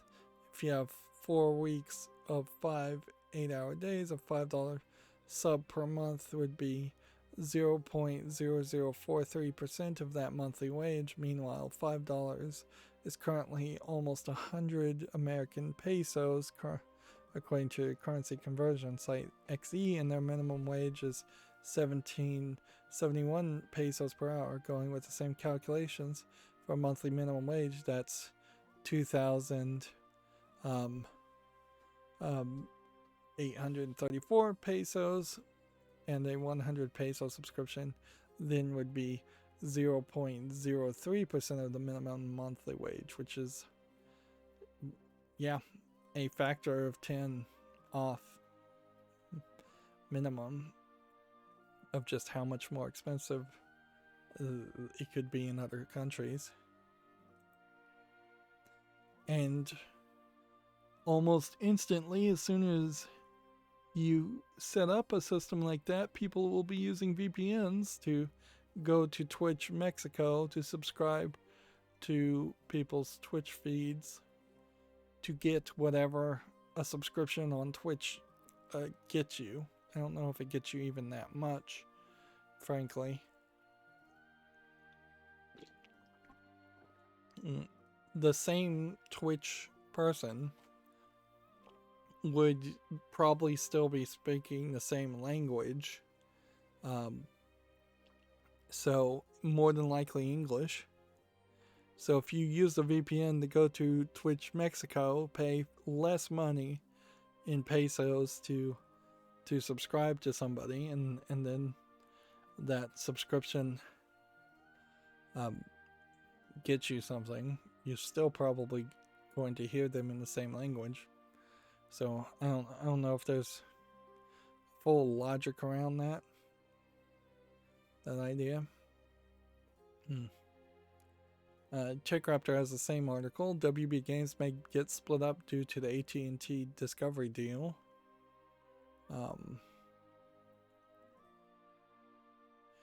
They really ruined the Middle-earth series, which that may have been Monolith Studios that worked on that. Yeah, part of the problem certainly has been that what WB Games has not been doing well far before the merger. It's not really like they went into this merger running with both feet. It's more that they twiddled their thumbs going, oh, well, this merger is going to happen and we're probably going to get laid off, so let's not bother to try and accomplish anything. And arguably, that might be because of the merger, that the upper management was so obsessed about the merger stuff that they weren't actually pushing any of the game developers and project leads to produce anything or pitch anything, or they just weren't actually handing out a budget to potentially work on anything new.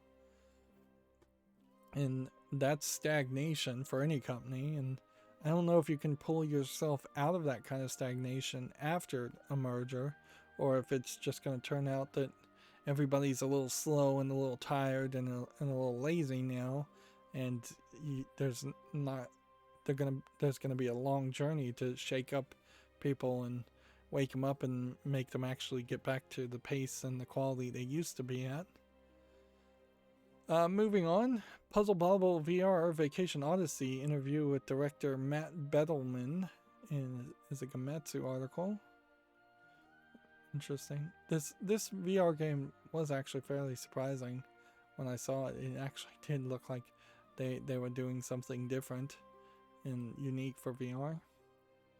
Here we have a game called Sheriff Exam on Steam, which looks to be like a VR shooting game, shooting cans and things. Not bad looking. $4.99, English only. Let's see. Here we have a game called All Hit, All Her, which I don't know what that's supposed to mean. It looks like a very ugly asset flip first-person shooter. $2.39.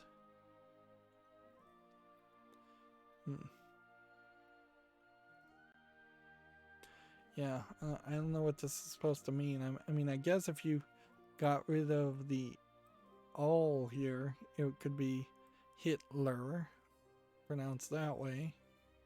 But I still don't get why you would name it that way.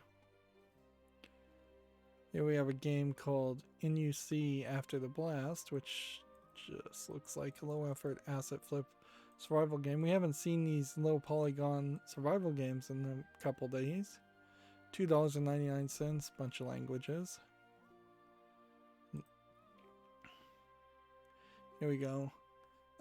Gamma Sutra has an article. Epic Games is suing InReal, argues the AR company is using a name that is too similar to Unreal, which that'll be an interesting court case, but can Epic Games really bother to be in two lawsuits at the same time? That seems like they're pushing their luck.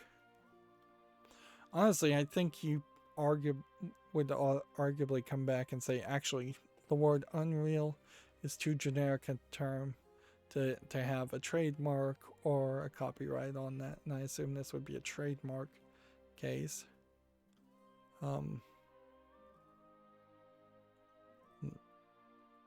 But yeah, I would say that Unreal is just a generic descriptive term. But then again, McDonald's or Burger King are fairly generic descriptive terms also. Let's see, here we have a game called Hamster, which is tagged as a faith game. I don't know why. I guess there is a cross here. Yeah, I don't know why you would run across here. Now, I don't know if this is true, but I heard that under Islam, you're not allowed to draw animals or living things. That doesn't seem like that's heavily held to task, though. I mean, certainly I know you're not allowed to draw depictions of the Prophet, but the idea that you can't draw any living thing at all, well, that does certainly smack into the idea of then there being no person who is keeping the faith being able to make video games or pretty much any art at all. And certainly there is definitely highly conservative Islam countries that are just straight up anti-art and will try and destroy pretty much any art that exists that they can, burn libraries, destroy paintings, things like that. Those have been obviously documented. Moving on, we have a game called Inlight. In all fairness, I will say also heavily conservative Christians pretty much say it's sinful to draw things that aren't praising Jesus, because there is in Christianity the thought that in all actions you should be praising Jesus, and all actions should only be around that. So drawing anything not in the praise of Christianity beliefs would also be under those extreme fundamentalist Christians unacceptable. And there definitely are people that make those claims and hold to those terms. This game is $1.19 in English only. It looks like nothing of interest. Here we have another SCP game called SCP Lab Rat, which none of these are quality. It's free, it's a VR game. It's probably not worth your time.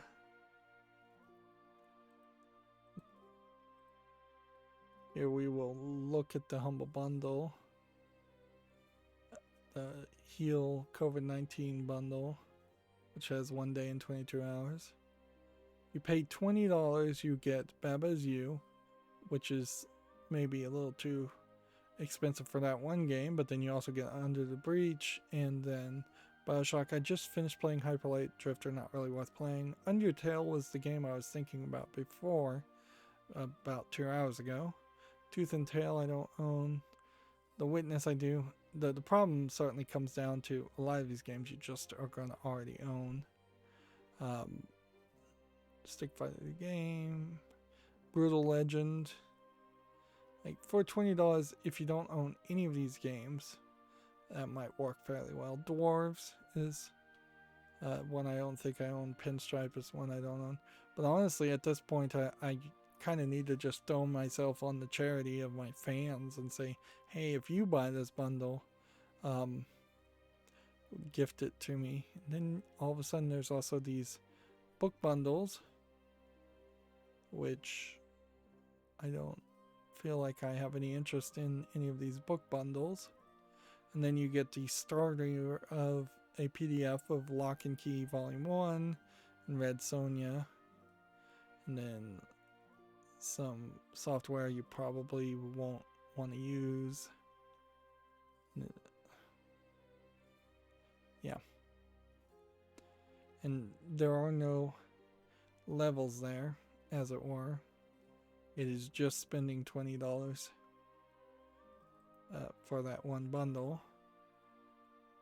And then if I go and look at the other game bundle that's here, because I had pretty much stopped looking at Humble Bundles, we'll just go back and reevaluate this. There is a Deck Build and Battle bundle that has 10 days. Pay $1, you get Thea the Awakening. Pay more than the average, and you get $10.07 at the moment. You get Cultist Simulator and SteamWorld Quest. If you pay $12, you get Neoverse, Thea 2, Fantasy General 2, and Imperator Rome. Which, yeah. Arguably, I don't know how many people would want deck building games in such large numbers. That is certainly a lot of the same kind of games to play back to back, potentially.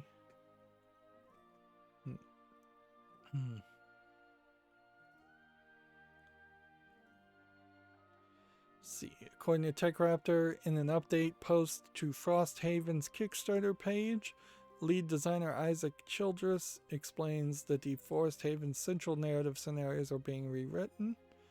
Which, okay. I suppose that's news. Alright, let's see. I'm now scrolling down my other Twitter feeds to just see if there's anything else we missed. And then 4 hours and 13 minutes into the stream, which honestly didn't feel like it was 4 hours into the stream today. I guess I started early. I felt weird, but I didn't feel sleepy, and I guess weird is slightly preferable to sleepy. And we didn't have major frustration, relatively speaking, with Shadowverse today, so we actually got all the daily quests done. Yep. One of the things I can say about Psychonauts is that you get these, like, badges, and each of the badge animations are pre-rendered animations, so a modern game would certainly show the badges you had already collected as you collect a new one, and instead it just kind of fades out all the badges and shows you only the one you're collecting in that specific animation. And there's a lot of little things like that throughout Psychonauts that could just be improved upon. You could also definitely just rebuild the overworld and make it bigger, more interesting. I'm assuming Psychonauts eventually opens up a little bit more from the camp section. Yeah, not that many games apparently came out either. Alright, well then that is it for this stream. I must have made some tweaks somewhere.